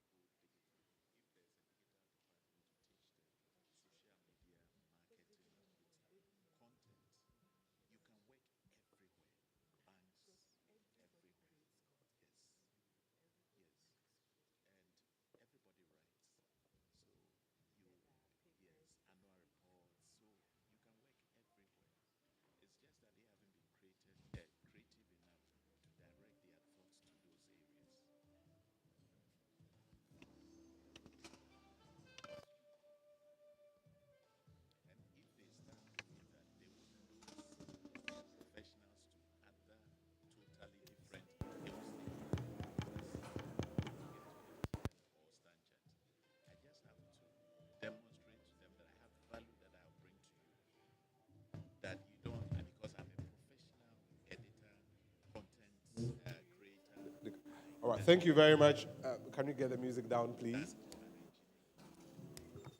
Well, thank you very much. So, in the middle of the program, the Pro-Vice Chancellor of the university, Professor David Asamoah, has sought permission to leave us. And we are going to start our panel discussion with Ms. Harriet Tego. She said something profound in her opening statement. by raising ethical issues and legal considerations going forward in the publishing education. It's something that other speakers today have also referenced. Ms. Tego, what exactly do we need to do to prepare our graduates adequately in that regard? Sometimes it is not wrong, but it is unethical. Sometimes we make decisions. I have a gentleman who did some illustrations for us for a government textbook. Now he's doing the same for another competitor. Same level. He should know that his illustrations will be duplicated because the curriculum is about the same. So I would rather do maybe another level, which you know your current client is not working on, so that there is variety even on the market. Because you go onto the market, you open my 4, 5, and 6 English book, the illustrations are the same to Smart Lines 4, 5, and 6. It is not wrong, but as an illustrator, you need to know that this would create some kind of confusion even amongst the pupils. Now, people go out there. We have a case in point. And those who work in the printing sector sometimes become the ones we point at. I'm not mentioning the publishing house name. Let me use Smartline. I can. Okay. So Smartline has published a book and had sold out to government institutions. There's open market for that business as well. Smartline finds his books that were for government on the local market, which he had not supplied. It turns out that a printing press, where we may have our staff, our trained students as staff, has peeled off the government of Ghana covers and has put another cover on it in the name of Smartline and is selling it on the market, cutting out Smartline from making his business. Smartline sells the book on the open market for 70 cedis. Now, it is not even pirated, but this is, they are colluding with those who had been given the government textbook, and they are selling what they have done for 30 cedis. So we lose revenue. The schools that are meant to have the books for the students don't have it. And I don't know whether those who cause things like that are able to sleep at night. Yeah, because you know what you are doing is wrong. And he will tell you he didn't know, but somebody brought him the book without the cover and said they should print. We should ask questions. Why would someone bring a book from Smartline with no copyright page, no cover, and ask you to print? Wouldn't you ask for the worksheet? Wouldn't you ask questions? And so we have our own people doing that. We also have people taking soft copies of people's books, using, let me say, AI and other forms of technology, and changing. You work in the editorial department, you are working on someone's book. Before, if you delay, like COVID times when work slowed down, you would find people having put other things on Amazon. And you realize that this manuscript originally came from your end. You can't do much about it. So it's all about being able to know that this is wrong, and then getting information from competitors and sharing it, and then putting, people go to sell and they'll tell you that, oh, Afram books, you sold for they've been there for too long, which we have anyway. But buy smart line. When you are going to sell, sell. If it's not broken, don't change it. If the Afram books work for that school, it is okay. You have other schools you can go and sell to. But we go there trying to outdo each other in ways that does not promote the industry as a whole. Well, Mr. Ajari, you talked about our creative component training, raising the creative component of our training. With this case study of illustrators doing what is not illegal but morally not right, how would we use the creative component of our training to curb something of that nature? Can I use this? Before I answer that, can I just yes, you can. piggyback on what she was saying? If I understand her very well, she's speaking in terms of having an ethical framework so far as publishing training is concerned. And because all publishing falls apart if there's no ethical standard. Everything that we do as publishers is based on trust. Because we take people's creative works and we sign agreements with them and agree with them that we are going to add value for all of us, our mutual benefit. That's the publishing business. So, whenever those ethical foundations are broken, we will not have any business. So it's important that when we are training young professionals, and even us who are in the industry, we maintain a very high ethical standard so that when somebody entrusts their work to you, they know that you are going to take care of it for. And the same applies to those who are publishing professionals working in the field.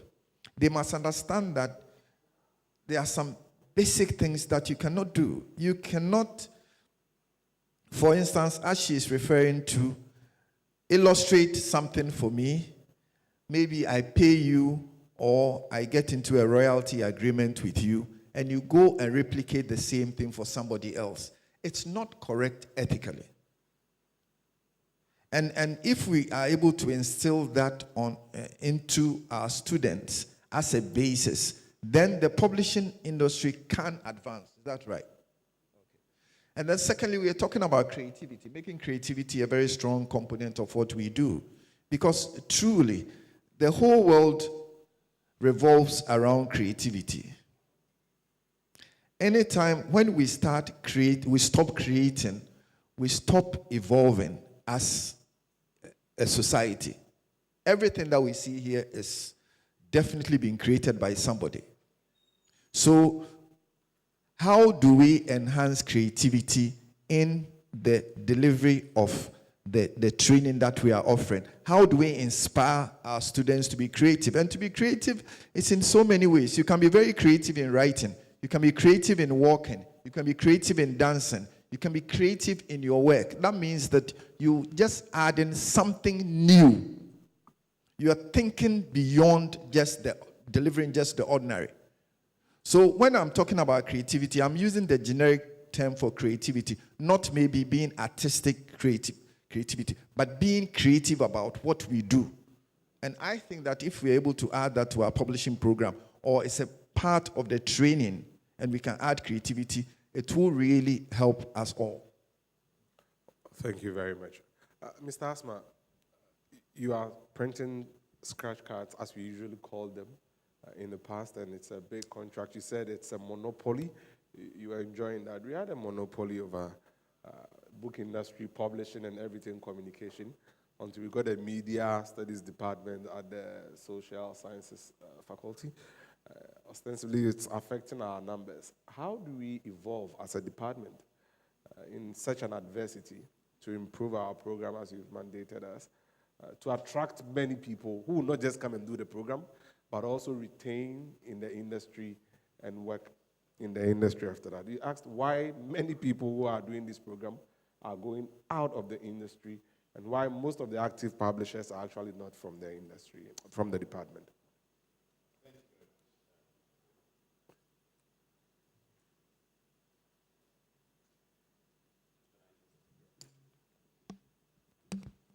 Thank you very much. I think that the first thing you want to do is to put together a value proposition, one that will be attractive to your captive audience. That is your market. Your market will be people who would come here to do the program. And one of the things you want to do is to show them what eventually they will be getting. That if you go through the course, a 4-year course, this is what we can turn you into. And if we turn you into this, you have access to a certain type of employment in this industry, and it's very attractive. Should that not happen, this will be the other alternative. If even for any reason you don't find a job in the industry, what the skills they are giving you would make you maybe attractive to some other industries. Or if nobody even gave you a job, we are positioning you in such a way that you will be able to start your own business. And when you start your business, you will succeed. So it's selling, marketing the program, making sure that the target audience, the people who are coming in would find it so attractive. And how do you do that? You do that not by being quiet. You do that by making the program very visible, very attractive, being the mouthpiece of the entire industry. It shouldn't be the association who will be talking about publishing. I think that for the pedigree of this program, we should be seeing articles written or positions that you have taken in maybe the public space, your social media page, on radio. We should be hearing you talk. Recently, for instance, there was so much talk about publishers engaging government to bring their way books that should be printed for our local industry. We want to hear the voice of the publishing department. What do you have to say? Make a strong point, a social argument that we train 220 students a year. So in 5 years, we have trained 1,000 people. This industry, the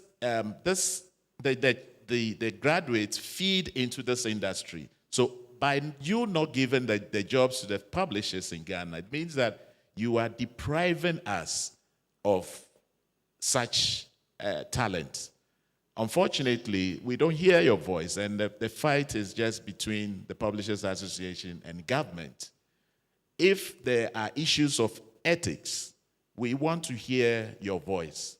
You should be able to put together a document and don't keep it on the shelf, launch it, make it known. Because there are other people who would never come around us, who are still playing in the space. They create content for the publishing industry, they write books, they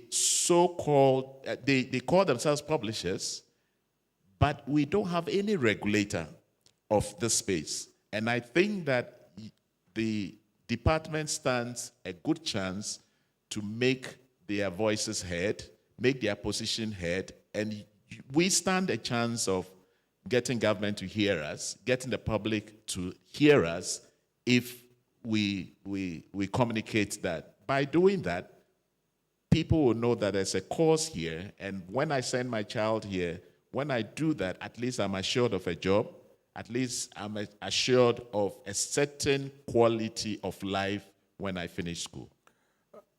To continue from the digital space, you mentioned interactive and multimedia books.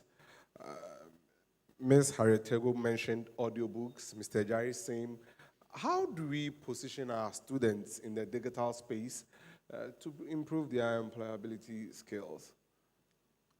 I don't know whether I get your question. That You mentioned interactive and multimedia books as one of the spheres we are going into in digital publishing. Ms. Tego referred to audiobooks. How do we position our students? It comes with training. I mean, the point is that you have to be able to deliver that because it's available. Augmented reality is here, where I don't know whether we know about augmented reality, where you actually use your phone or a camera to show the content of a book, and it brings to life what the book is communicating. For instance, there are books that if you use your phone's camera to, it's more like a QR code or hyperlink, and it translates it into a video of the still content that you have. But these are skills that you have to acquire. If you acquire that skill, then you can translate it or communicate that to the students.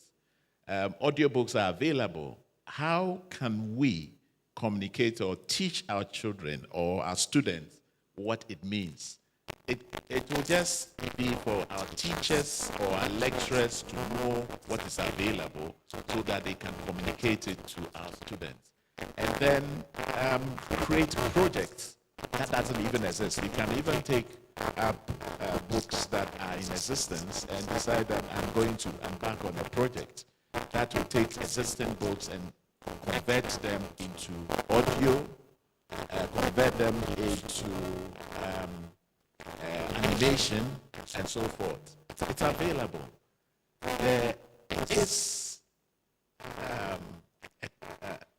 a training program. It's not a training program, but a course online called Coursera, for instance, where if you go, you will be able to find training tools that will teach you some of these new innovative skills. If you want to get there, you can get there and do that. But I think that we should build capacity in the department to be able to deliver that. Thank you very much. Mr. Jerry? You know, I mean, this may sound very controversial, but I'll say it anyway. You know, to limit ourselves to just books may not be ideal now, because right now we're talking in terms of content. Content is king. So what you're doing is that you are training students to be able to produce all kinds of content. And that is why I think we are alluding to audiobooks, and we are alluding to other formats. Because initially, I think all of us were focused on just the development of books. But now it is too limiting for publishing houses to be just that. When Al Gore produced his book, I've forgotten the title, he produced the book in the form of an enhanced ebook. It wasn't just an ebook. So within the book, embedded in the book, were video, not only QR codes, but if you double click on the book, the digital book, a video pops up, and you can see how the world is changing by climate change. That is a step from just the normal digital book that you just flip through. Then tells us that our publishing professionals will have to know how to deal with embedding audio and video into books. Is that what we're doing? And this is about 10 years ago. Now there are more things that we can embed in the books. And our students cannot wait for, how do you call it? This board, what do you call that board? That will approve your curriculum. They can't wait. G-TEK. Yeah, if you're waiting for them to approve on this thing, they will always be behind. So somehow there has to be projects that are ongoing to keep them abreast what is going on. And that is the real challenge that you are going to have even as lecturers. How do we keep our students abreast with what is happening right now? even as we wait for accreditation board to approve on this new curriculum, because they can't wait. They can't wait for a new approval of a new curriculum. By the time they wait, I mean, the world has moved on. In my office, we've changed. We are no longer publishers. We're producing content. I was just telling Kobe, we have a full functioning, if you come to my office, we have a full functioning audio, video equipment. We have it. We bought everything that we need for that. Because we can't wait. If we produce a textbook, we want to produce audio and video that goes with the textbook. Because that's what is being consumed now. So 5-10 minutes. This is a free tip to this thing, Afram.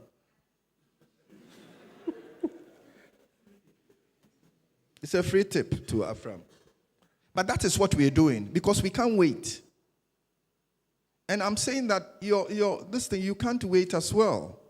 Because these students need to be abreast today and for tomorrow. So there are things that you need to do. And in linking up with some of us who are trying to run with the new wave, it helps you to also move in that same direction. And if the accreditation will catch up, let it catch up, but we can't wait. In which areas, Ms. Tego, can we improve the relationship between academia and industry to absorb some of these emerging trends and pass it on so that our students are not left behind?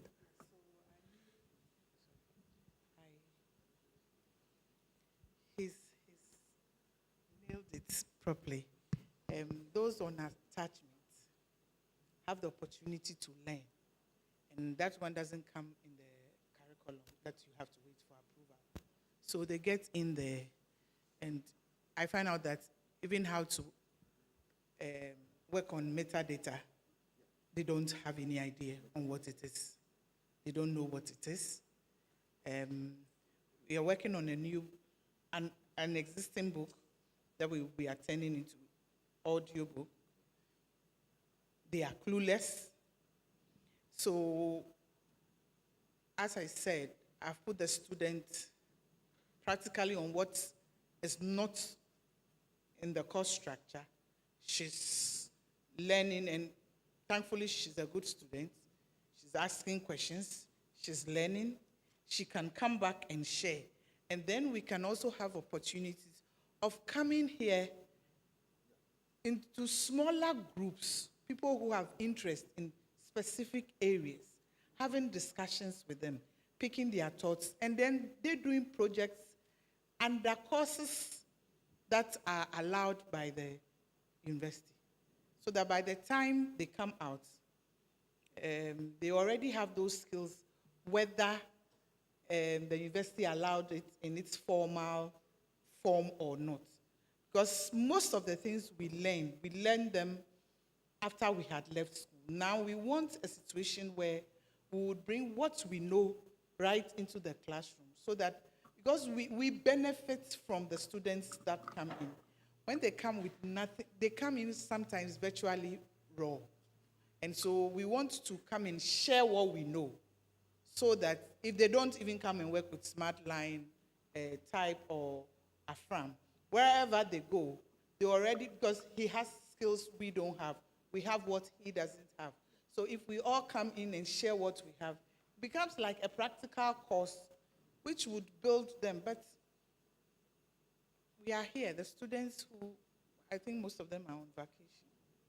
Yeah, so. A lot of them are on Zoom joining the session. Yeah, so. It's good to know that.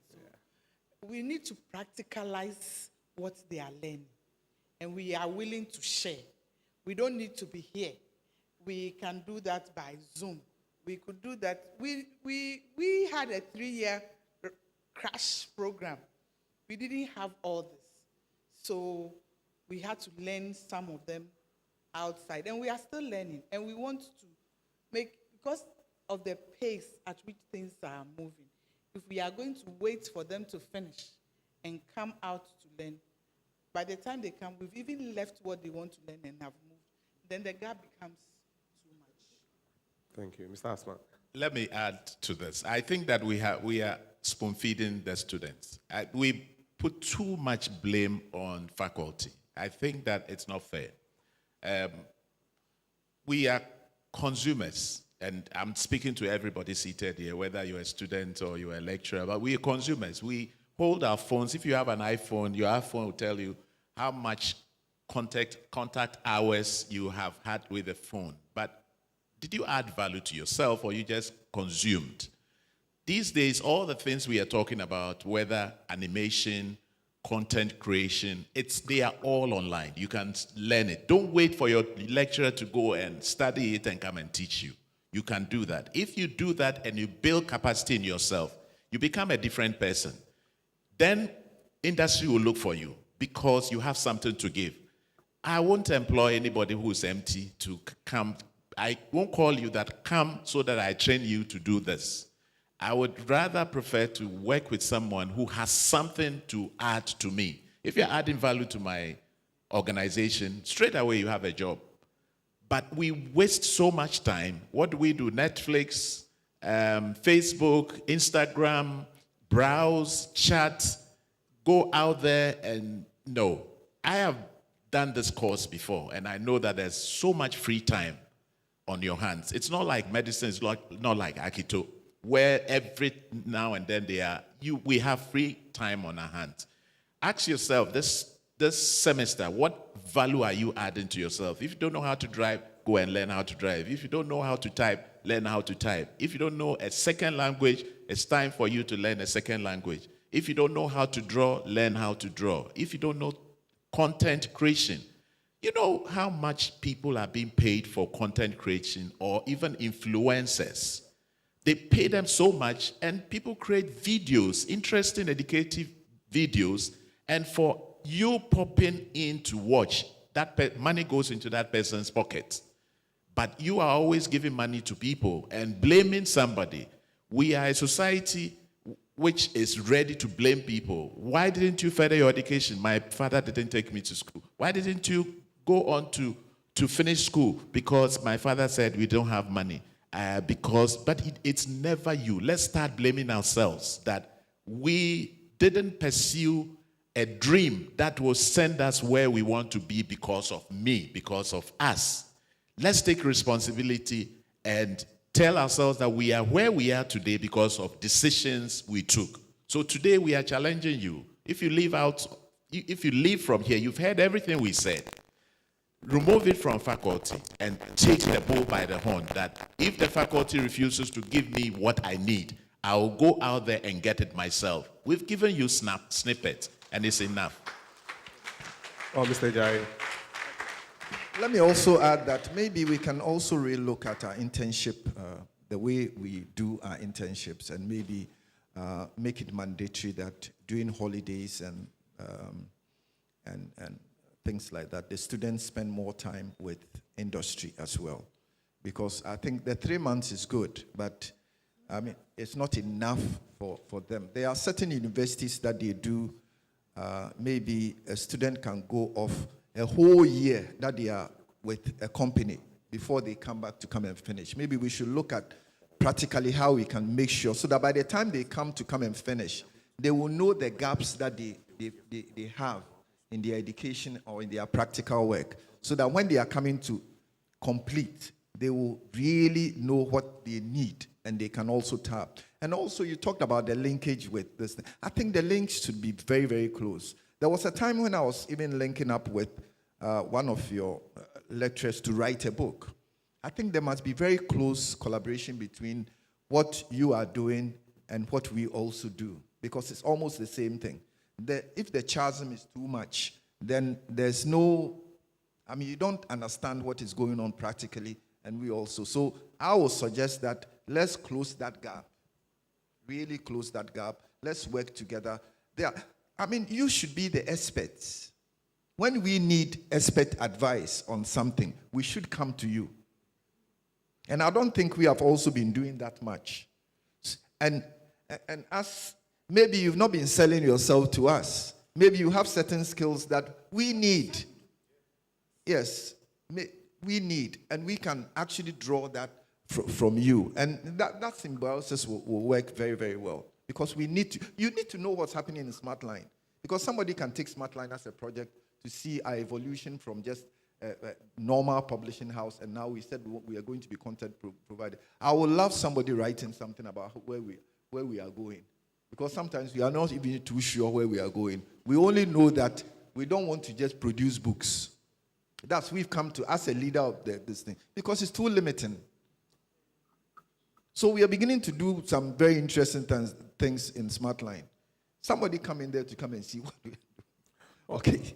On the issue of content creation and all that, we have the phones, we buy the bundle, we use it for all sort of things that don't enhance our quality.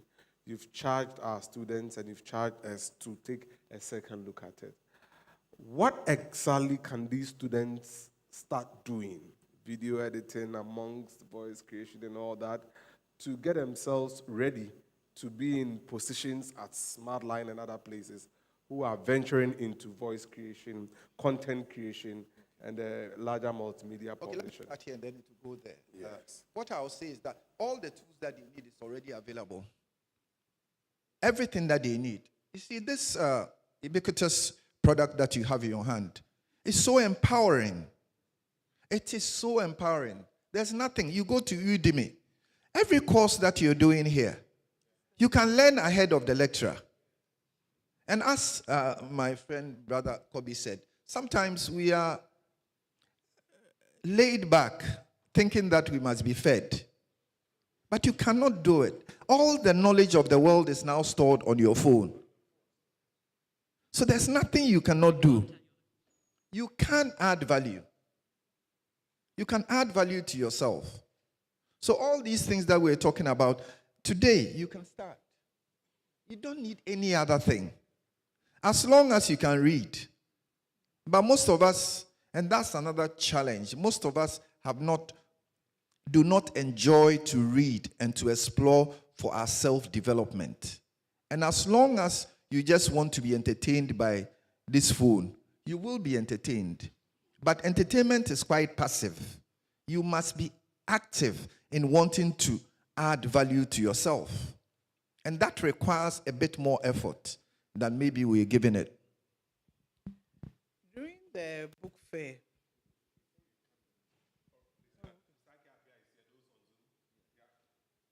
Ike Apia here, those on Zoom here have something to add to this. Kobe was my mate, and I've followed him through and through to date. I want to share his story. He hasn't told you. When we completed, we came together. He went into graphic design, which is now Com Design. And Prof. Mate and Reverend Edem Tete were successful in luring me into book industry. So, because it was 3 years, as Harriet said, I completed a year ahead of him. Kobe was so creative. Graphic design wanted to maintain him as a teaching assistant. He said no, he wants to go to industry. If he's not telling his story, I'm telling you. Because he's challenging us that we want to be spoon-fed. He went into industry and to Ministry of Education. He was in charge of this night study had come. And what was the name? Functional Literacy, NFED. He was in charge. And developing materials for night studies. It got to a point, because he was so creative, and when you spoke about the fact that we had only one Apple Macintosh, he looked at me and laughed. He smiled at me, because we didn't have access to computers. He bought one Etikopo computer. You know Etikopo? You didn't come to meet it. He had it in his room, and he started taking typesetting contracts. It got to a point he realized that he could do much more than he was doing at NFED, at the Ministry of Education. So he left government-paid job and started what he has become in his room. In his own room, one room, he had his Etikopo, and then he was taking contracts. It got to a point, he does the typesetting because he is a great designer. Now, I've always been fighting with him that you have stopped creating. How do we benefit from your creative abilities? He is a great designer. So he creates, he does the typesetting, then he does the layout. He takes the whole content, go and buy print. You go and develop plates, and then go and buy print and go and supply. It got to a point he was able to rent a place. As a student, he and two others. One was my mate, Philip, and then a colleague who was doing, I think Fifi was doing ceramics, and he was doing graphics. They formed a company called Asfifi, Asma, Philip, and Fifi. Asfifi. They got a place. He grew bigger than Asfifi because he chose to drop out into a smaller unit and grow from there. So he dropped out of Asfifi, got into his room with just one Etikopo computer. He has become who he is now. It got to a point where he was no longer going to make plates outside because he bought a plate maker. Then he got a fully developed dark room, which is now extinct into CTP. Then he got a small, me too, but he is encouraging us. He moved on from there, sacrificed from government-paid job, and has grown to where he is now. So don't let us stay here and say that you didn't tell us, you don't teach us this, you don't do this, you don't do this. You called yourself, I made a note when you spoke and said you are an innovative entrepreneur. You are just an entrepreneur because the word entrepreneur is a French word. It has a French root, entreprendre, to undertake.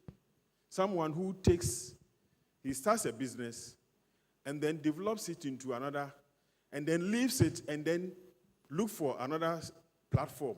He is always moving from step to step. That is entrepreneur, to take, undertake, and then overtake and undertake again. So you overtake yourself from where you started from and then get to another level.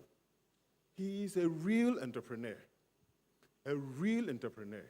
So please, let us sharpen our creative abilities. He did a project with his hand.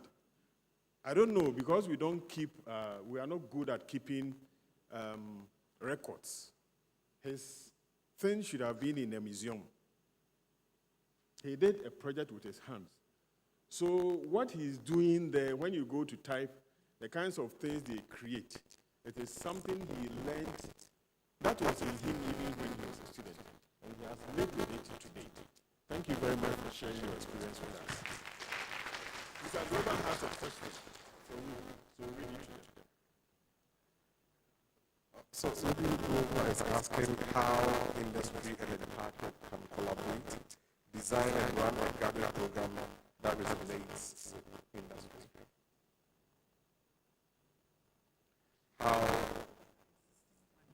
there's a master's program. Yeah, so we would have to, the head of the department has said that you are going for a retreat.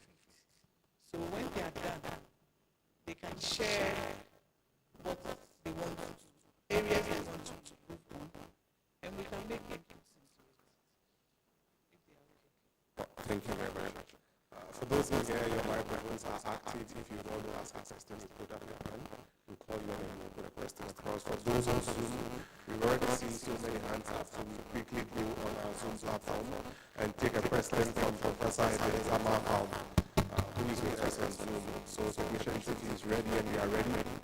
Can you take his question, please?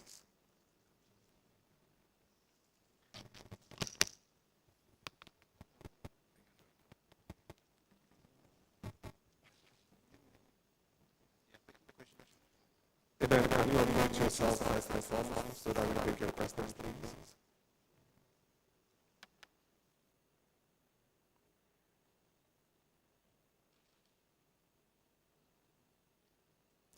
But before he does that, there's a hand already up in here.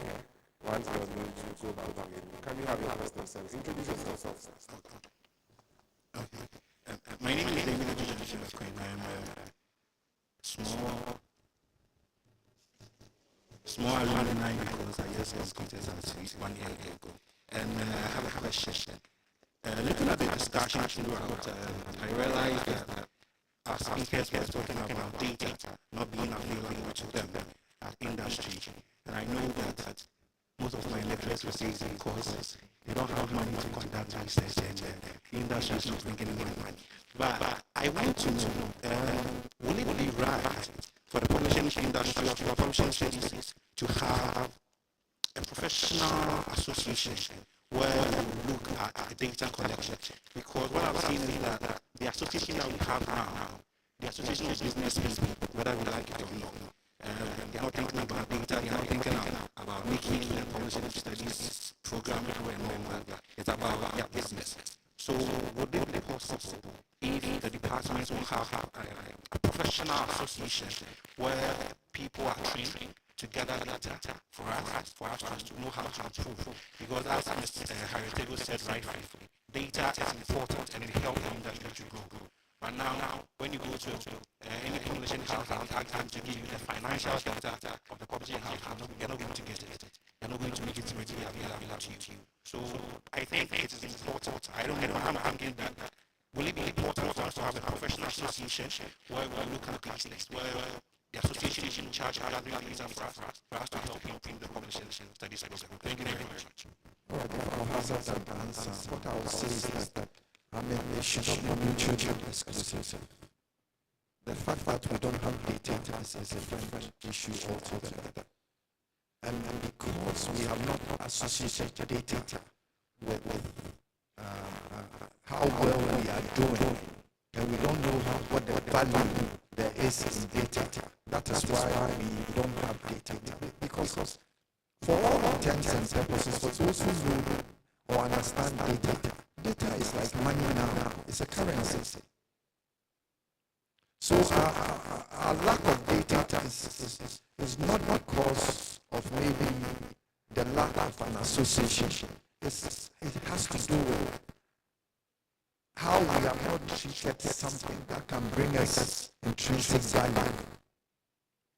Because if we were to have data on the number of books that are published in Ghana, for instance, every year, we can know, as a business, I'll be able to know what sells and what does not sell. And it will inform what line of publishing I should do, apart from textbooks. But we don't. So our lack of data affects my bottom line.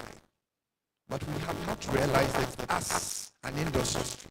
So all of us should be interested, whether we want, you say we are business people, so we don't care. We do care. And we should care. So far as the association is concerned, I also agree that there must be a broader association that is beyond the business interest that we have in the Ghana Publishers Association. Initially, that's how it was formed. I think the association should grow beyond just having a business interest, so that business owners are the ones who call the shots. I think it must be a more global association where we can have the interests of the total industry being taken care of. But as it is now, whether that is going to happen within the context of the association as we have it, or another association is developed, is something that's going to be an open question. But so far as relevance is concerned, I think it's very, very relevant, so that we can tackle the issues of the industry beyond just the profit margin, because there are issues to tackle beyond that. I don't know whether that's sensible. An association is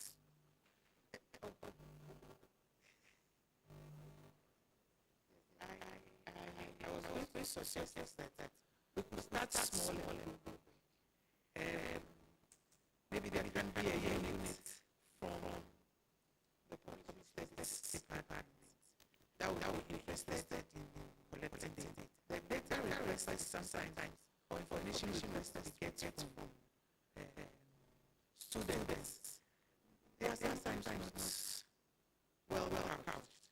And so, and it's all a yes and no, and I think we can go beyond that. So we start something small, go it, and then get it. Businesses, he was president once. Publishers don't like sharing information.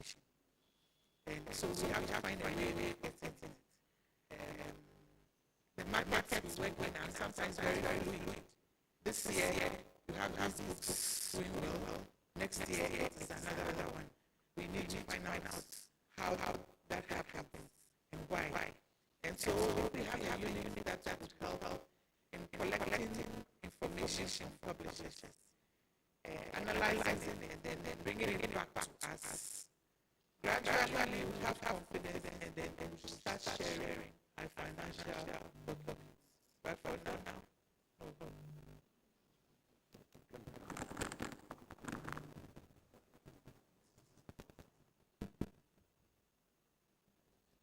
Yeah, many years ago, we didn't have a TCC, Technology Consultancy Center at KNUST-TEK.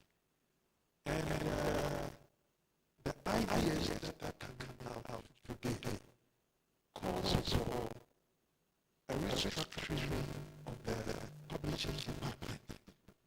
We need a research unit. We need a research unit.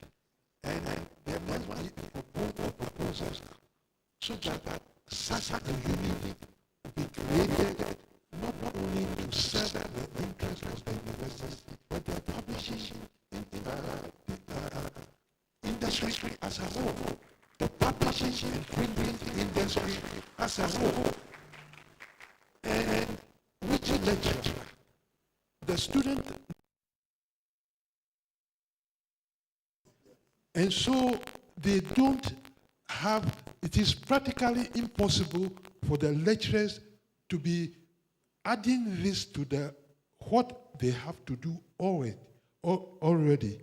So I want to suggest that the staff, when they meet, they should look at this suggestion very, very seriously. There must be a research unit. The way they call it, even the master's degree they want to start. We had master's degrees, but there was a time they started calling it executive masters. We must also have a technocrat's masters in publishing. And a technocrat's masters should lay emphasis on the technological training that they give the students who undertake these programs so that they are relevant to the industry. And even the short courses that our speakers mentioned must be given some serious thoughts, and the IDL, distance learning, must also be incorporated.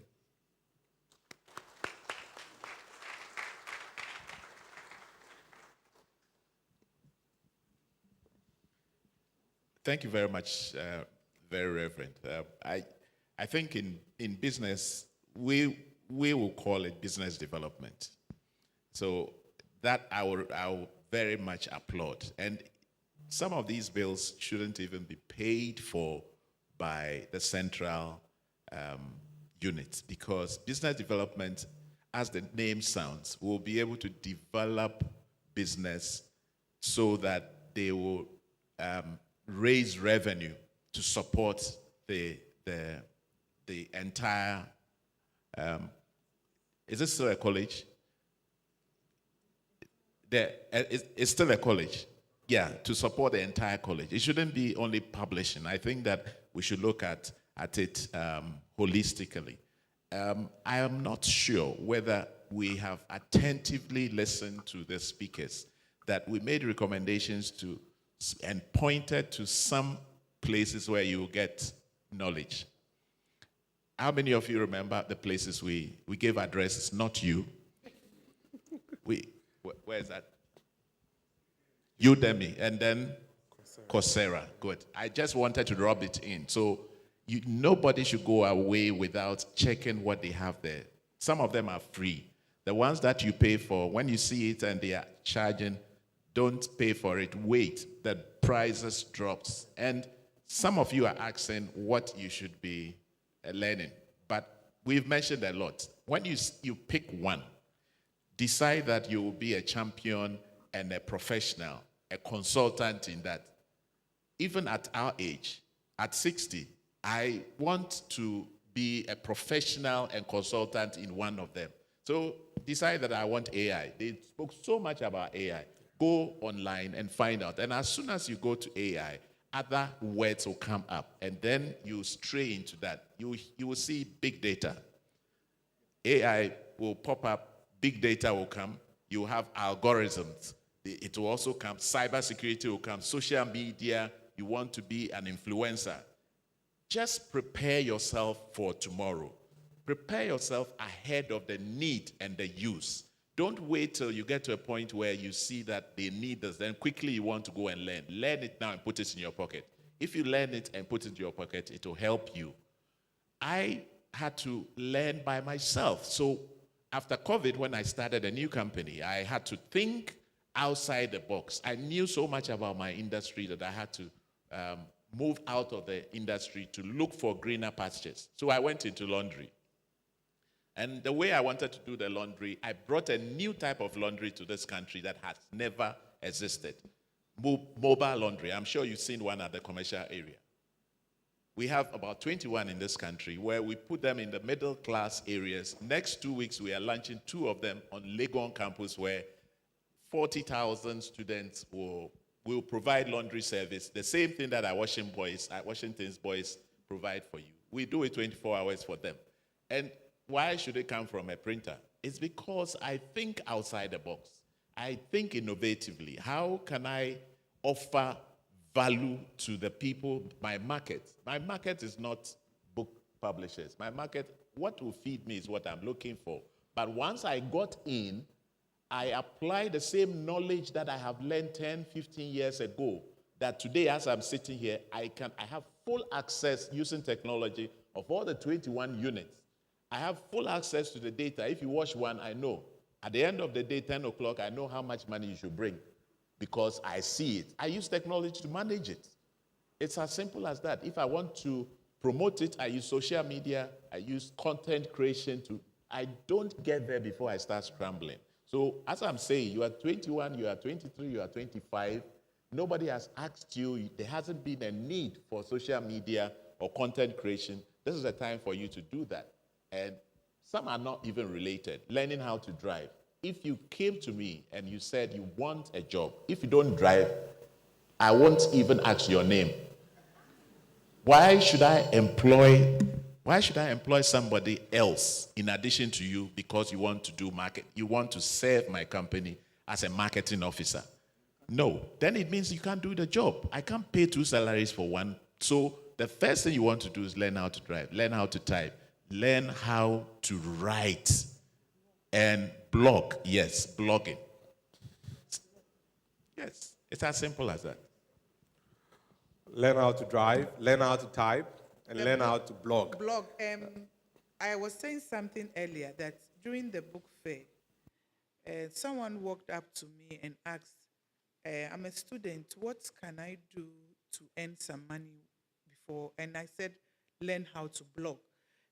Publishers now, in the space of publishing internationally, everybody is blogging, and they are getting quite good responses and feedback. As students, you can know about us as publishers and start blogging. As you direct traffic to us, we would see what you've done or what you are doing, and you could be, that could be your, let me say, after school job till maybe you want to do something there, entrepreneurship spirit. So blogging is very, very important now in what we do as publishers. So you could specialize in blogging and sell yourself to the publishers. most of them don't even know that they need that. Once you go and they see that you are doing it for publisher A, publisher B, and there are returns on it, they would be interested. So add that to the things you can do with that whilst waiting for industry to, academia to sort itself out. So we're talking about jobs of the future in publishing. So don't limit yourself just, I want to be an editor. I want to do, I did print. There's somebody in my office right now, her specialization from publishing studies was print. And I don't know whether they are listening to me. Right now, she's not doing that in the office. She's changed completely. Right now, she's one of our main editors. But her specialization, and there's somebody who did publishing administration who is now doing print management.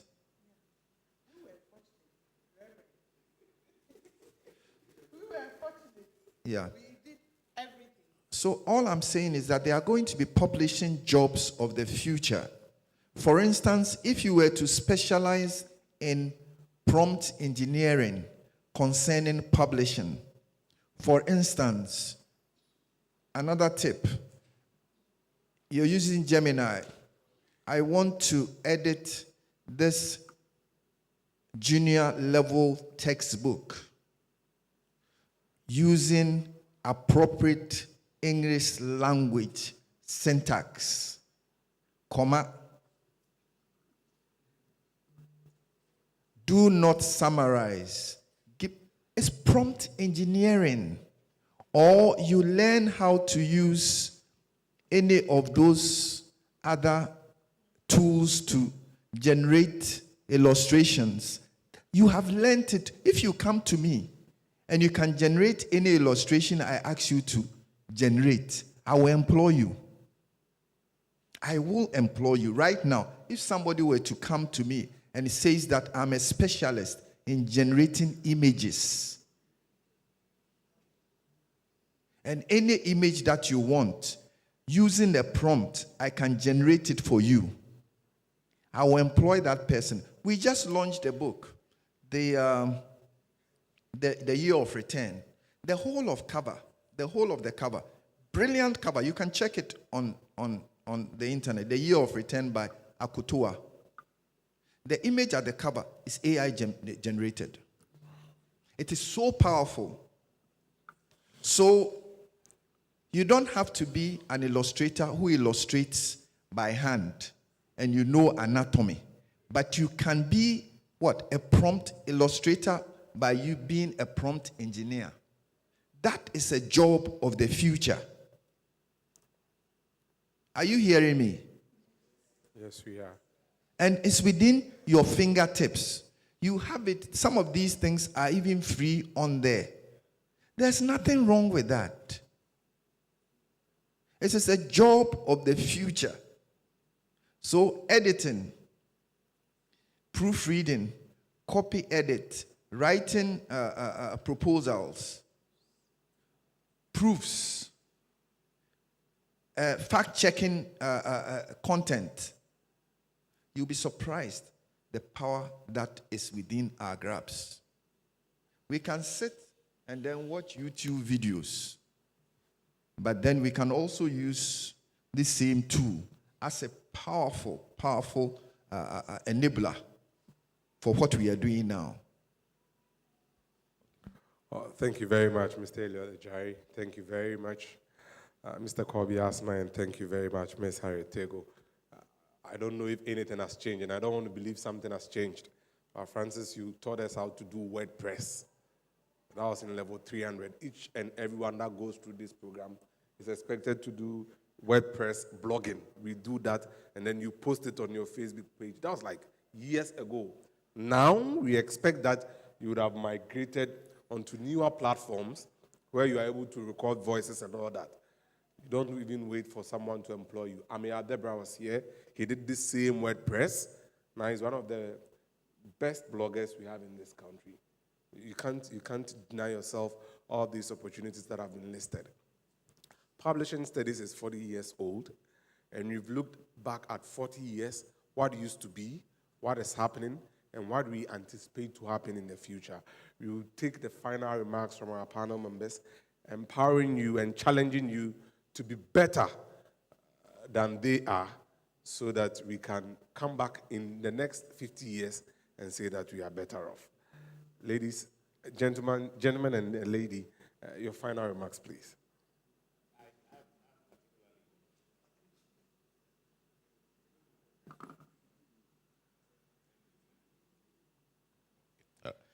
Hello. Yeah, I am particularly excited to engage you, and I think that this is just a beginning. I know that out of the number of students here, tell yourself that you are very, very, very blessed and fortunate to be here, because I know the numbers of the school, this is just about a fraction.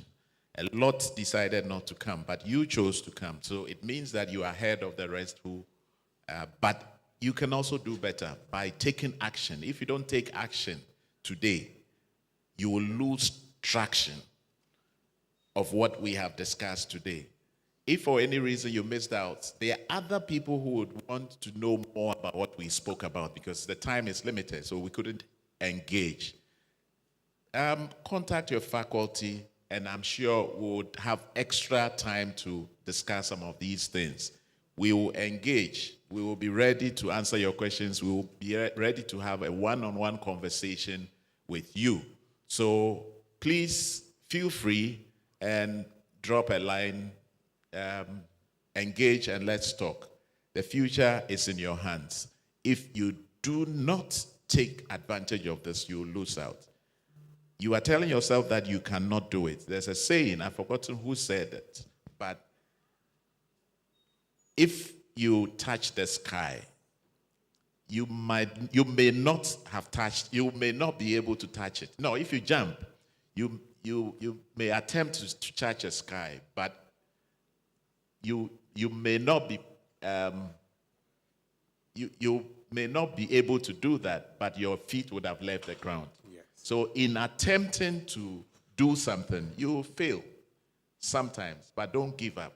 Just continue doing it, and I'm sure you will one day succeed. Thank you very much.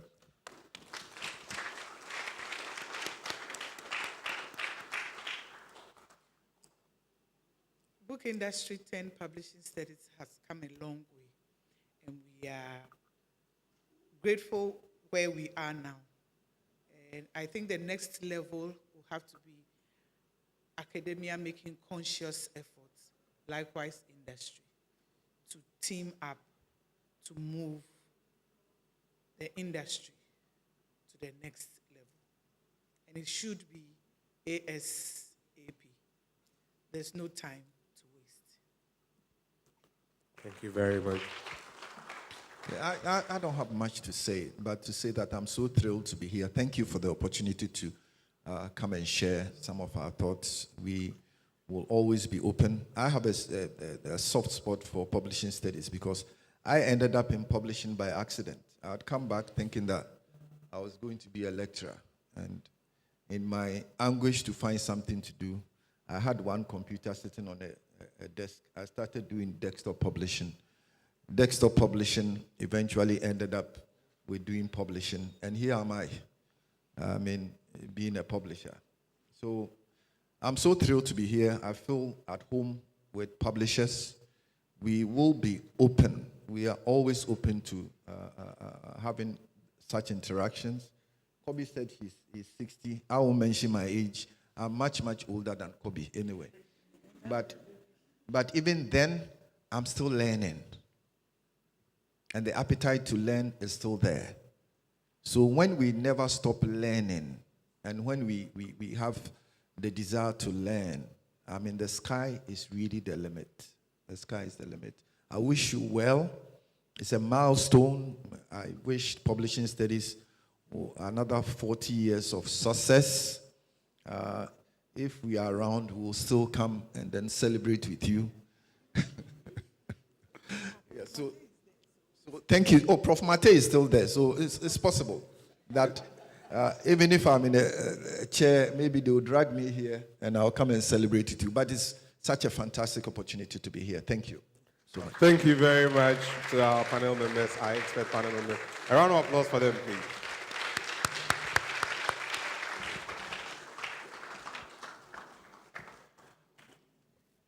At this point, we would want to invite the interim president of the Alumni Association, Mr. Ransford Fifi Jampo, to give us a statement. A round of applause for him, please.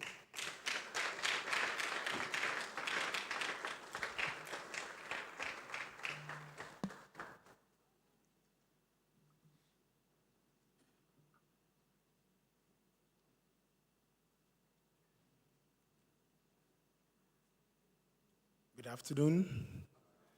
Good afternoon. Oh, we are very grateful to the organizers, the department, for such a great exposure. Indeed, I've learned a lot. I'm also an alumni.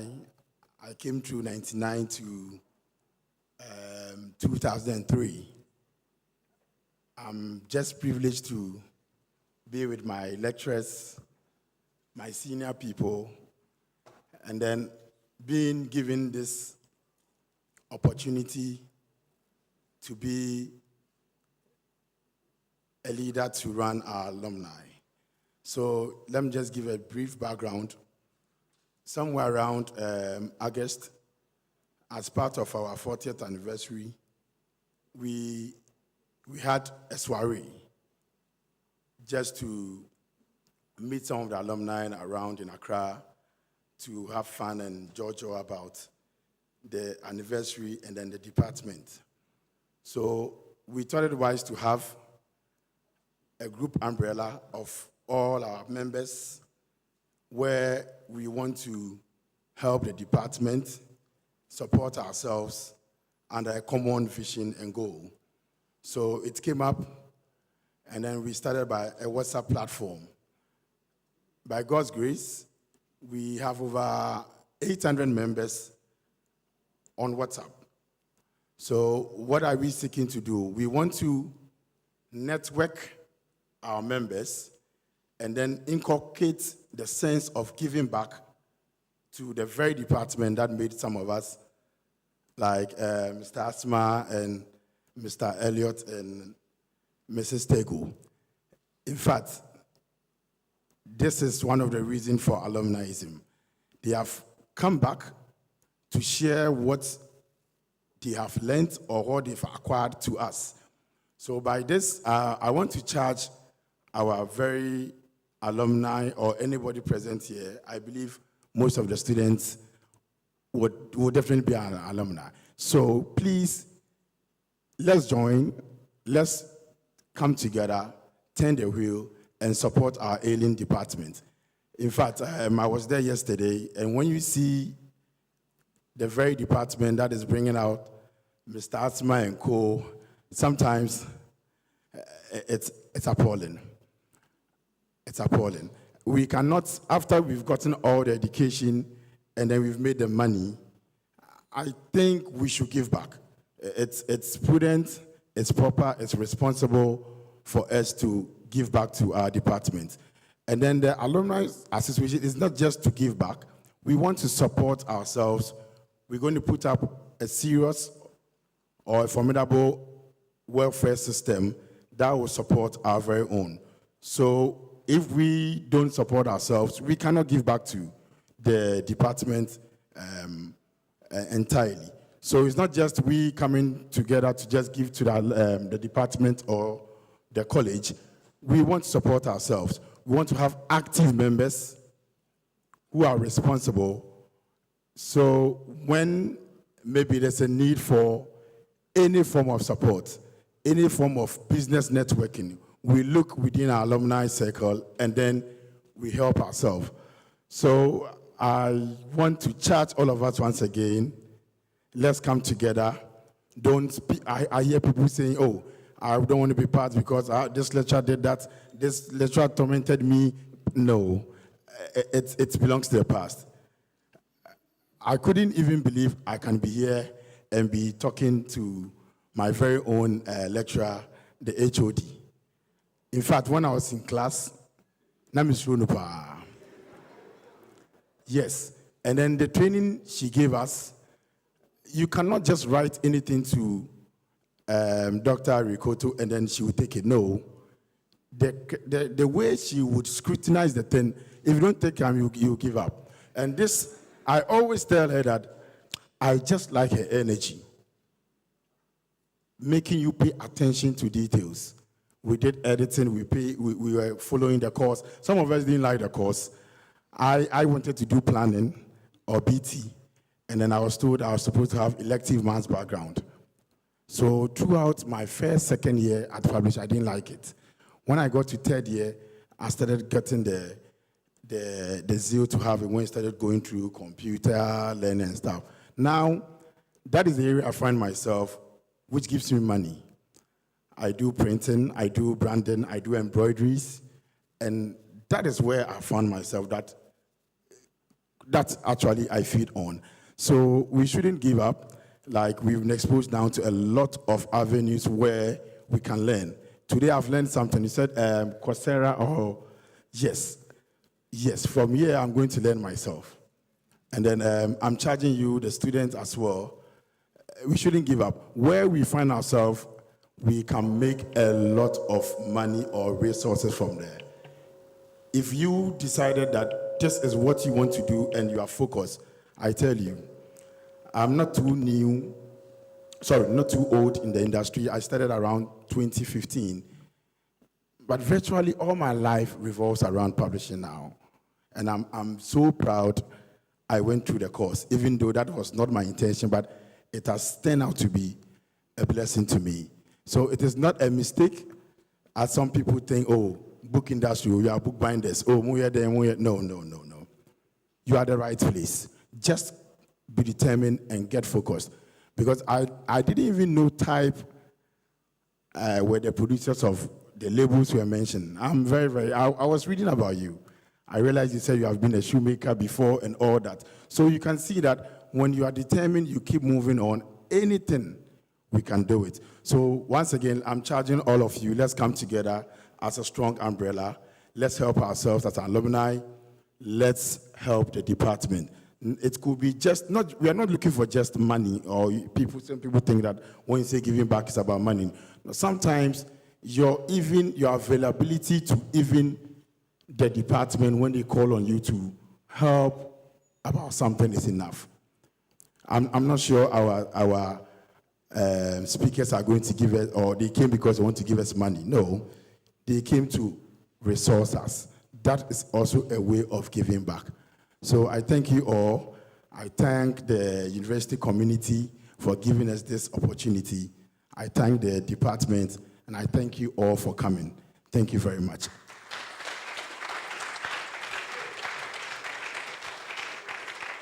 Thank you very much to our interim president, Mr. Ransford Fifi Jampo.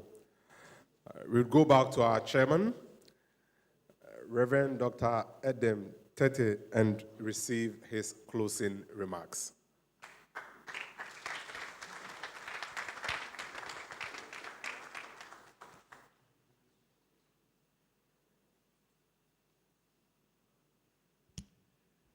Thank you very much. It has been a very exciting morning and afternoon, because we have entered the afternoon. And we are very, very grateful to God for a time like this. I don't know how you came by these experts and inviting them. It's an ideal panel, and what they shared with us this morning and afternoon, the things are so mind-blowing. And I know from now the department will never be the same, because I can trust those who are staff right now, from the head to the administrators the senior staff and even the junior staff of the department, I know they are going to take these things and work very much on them. Somebody mentioned during the discussion the need for a professional association. It is very important. We shouldn't leave that to the industry to work on. The department must be the home of the professional association. Pharmacists have it. Engineers have it. Architects have it. We also need it. And the industry must be regulated. 2 weeks ago, I was afraid AI would need to be the chairman for this,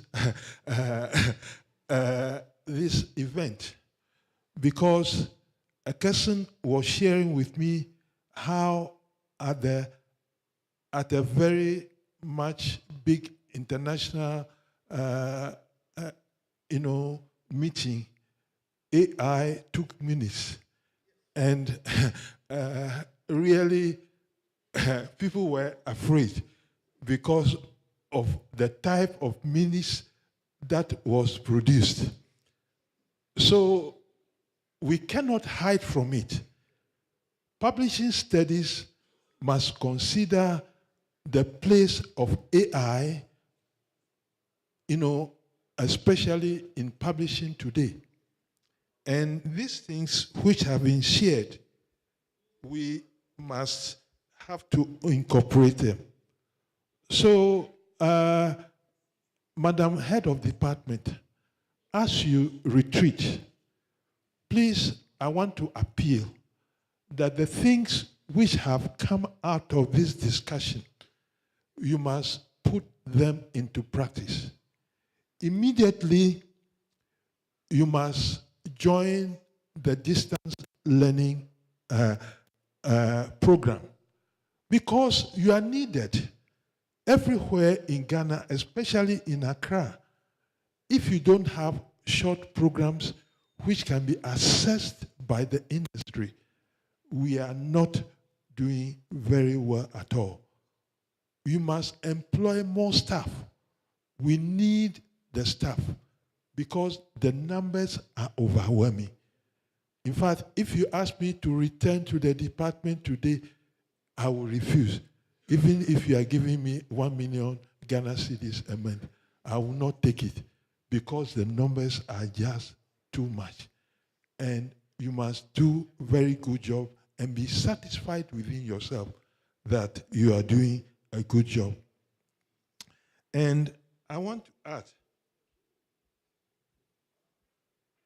I know you have recorded this program, and so the recording must be shared so that those who didn't come would also benefit from it. The digital revolution is come to stay with us. Either we embrace it or we are left behind.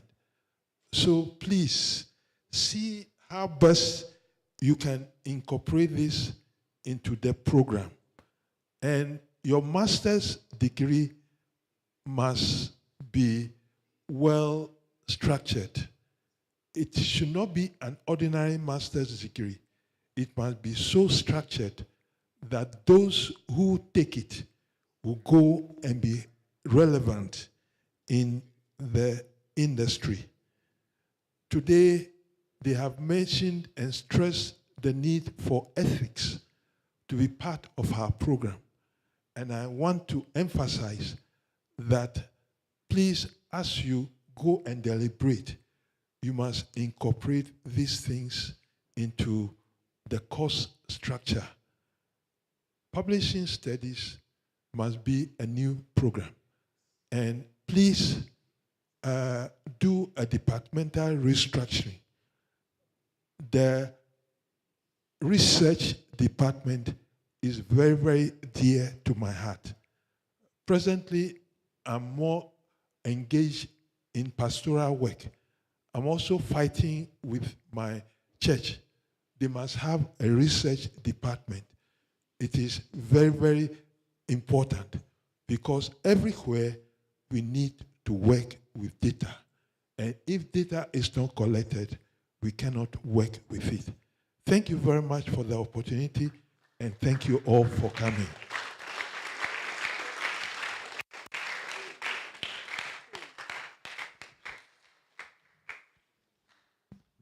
Thank you very much, Chairman, Reverend Dr. Edem Tete.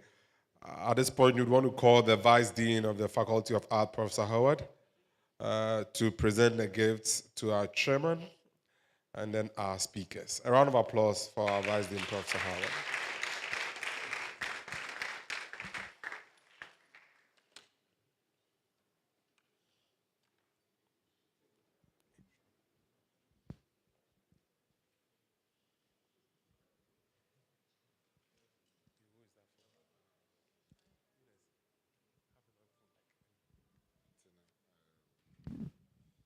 Thank you very much. I think it's been very exciting day, and we have a special gift from the Publishing Studies. My big sister is here. You've done very well, commendable. I need to commend you for bringing this big man and woman here.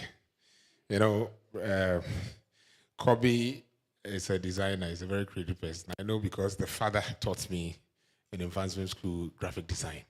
So when I was coming here, I was dying to do graphics of suicide. Unfortunately, I ended up doing textiles, and I'm here, and I'm a textile professor.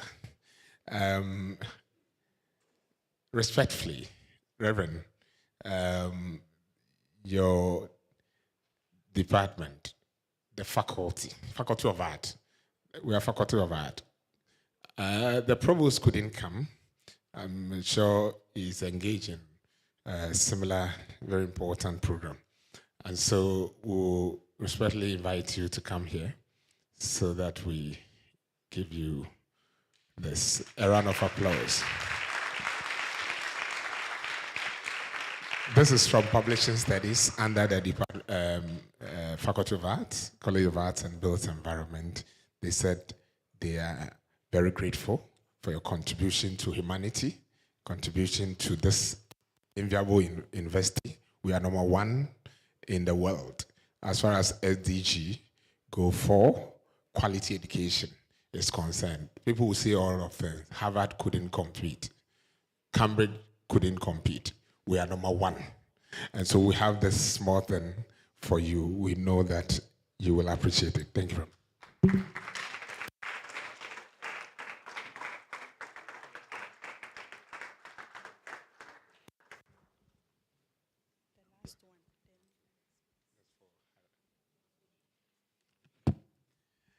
Right, this one goes to, I will call you First Lady today because you are among the 2 gentlemen who came.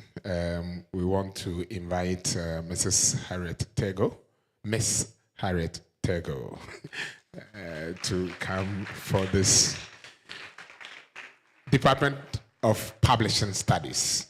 I'm grateful to you for making time out of your tight schedule to be here, KNUST, the biggest of all, to give you this small gift. We are big, you are big, we are big. And so we say we are thankful and grateful.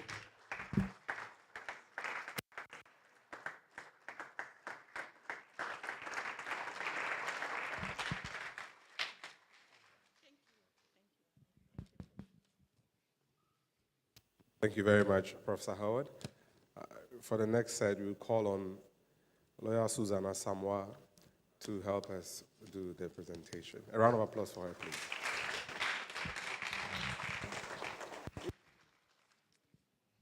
So I'll call on Mr. Kobe Asma to come. Mr. Asma, we are so grateful for all that you do for the department.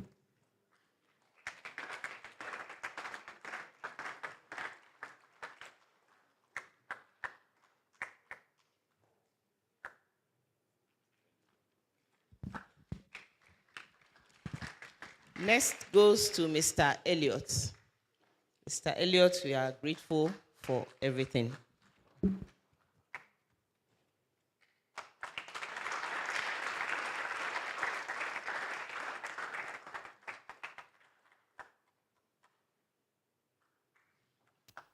Thank you very much, Professor Howard and Ms. Asamoah, for doing us the honors.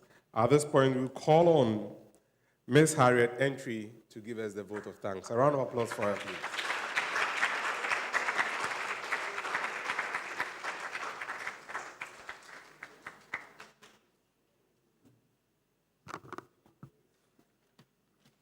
Distinguished guests, ladies and gentlemen, good afternoon. I am honored to have been given the privilege of delivering the vote of thanks. First and foremost, I give thanks to the Almighty God for His guidance, blessings, and grace that has brought us to this moment. On behalf of the Department of Publishing Studies, I extend our sincerest gratitude to our special guest, the Pro-Vice Chancellor, Professor David Asamoah, the Chairman, Very Reverend Dr. Edem Tete, the Vice Dean, Professor Howard, Faculty Registrar, Lawyer Susanna Samoa, Provost of the College of Agriculture and Natural Resources, Professor Datsin Awunyoveto, and the President of the Alumni Association, Mr. Ransford Fifi Jampu. Your presence honors our institution and underscores your commitment to our shared goals. We appreciate the guidance and support from the university management, as well as the college administration and the faculty administration.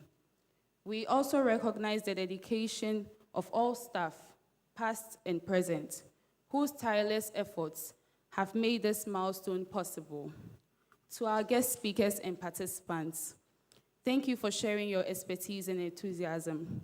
Your contributions have made this celebration truly memorable. Thank you all for your presence, your support, and collaboration. Our sincere appreciation. Thank you.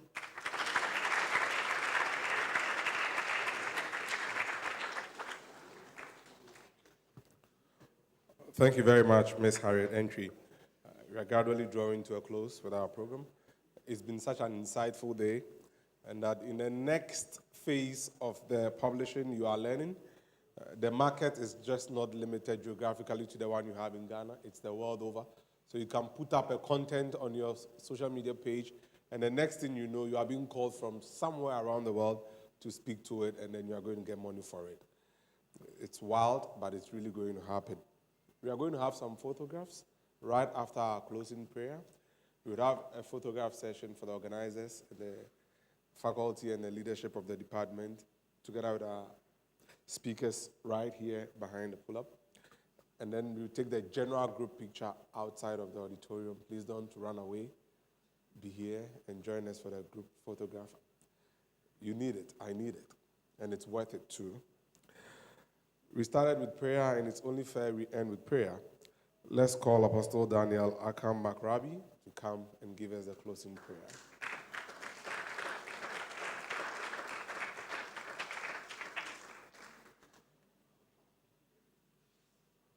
Hallelujah. Ms. Rekuto, thank you so much for the opportunity. I salute my honorable lecturer. It's a privilege to be here. Before I pray, I just want to say that the number 40 in the Bible represents probation,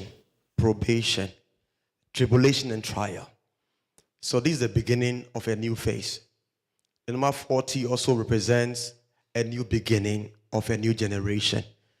So the honorable Calebs, who have been with the first generation, coming to inspire us, it should rather really be a benefit to us, because those of us who are here will have to take the bull by the horn and achieve great things for ourselves and for the department. Can we pray?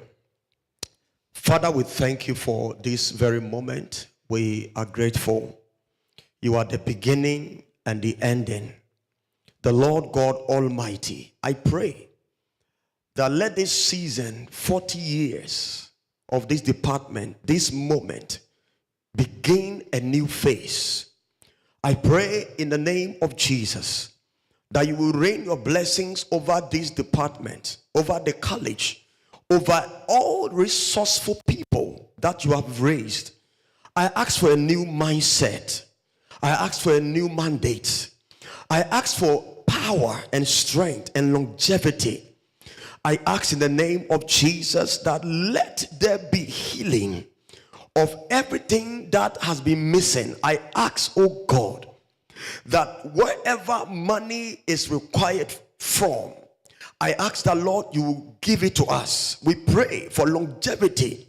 Let nobody who is here, oh God, go back to where they come from and say, I could have, I should have. But that, Lord, they will achieve the purpose for which you have brought them to this department. I thank you, Most High God, for safe journeys back home. I pray that none shall be missing before the end of this year.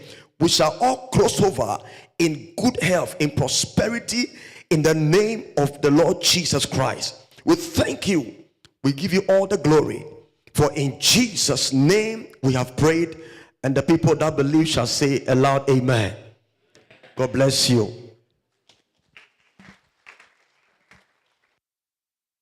Well, thank you very much. God bless us all. Thanks for coming. Udemy is there for you. We're going to look up to it. Thank you very much.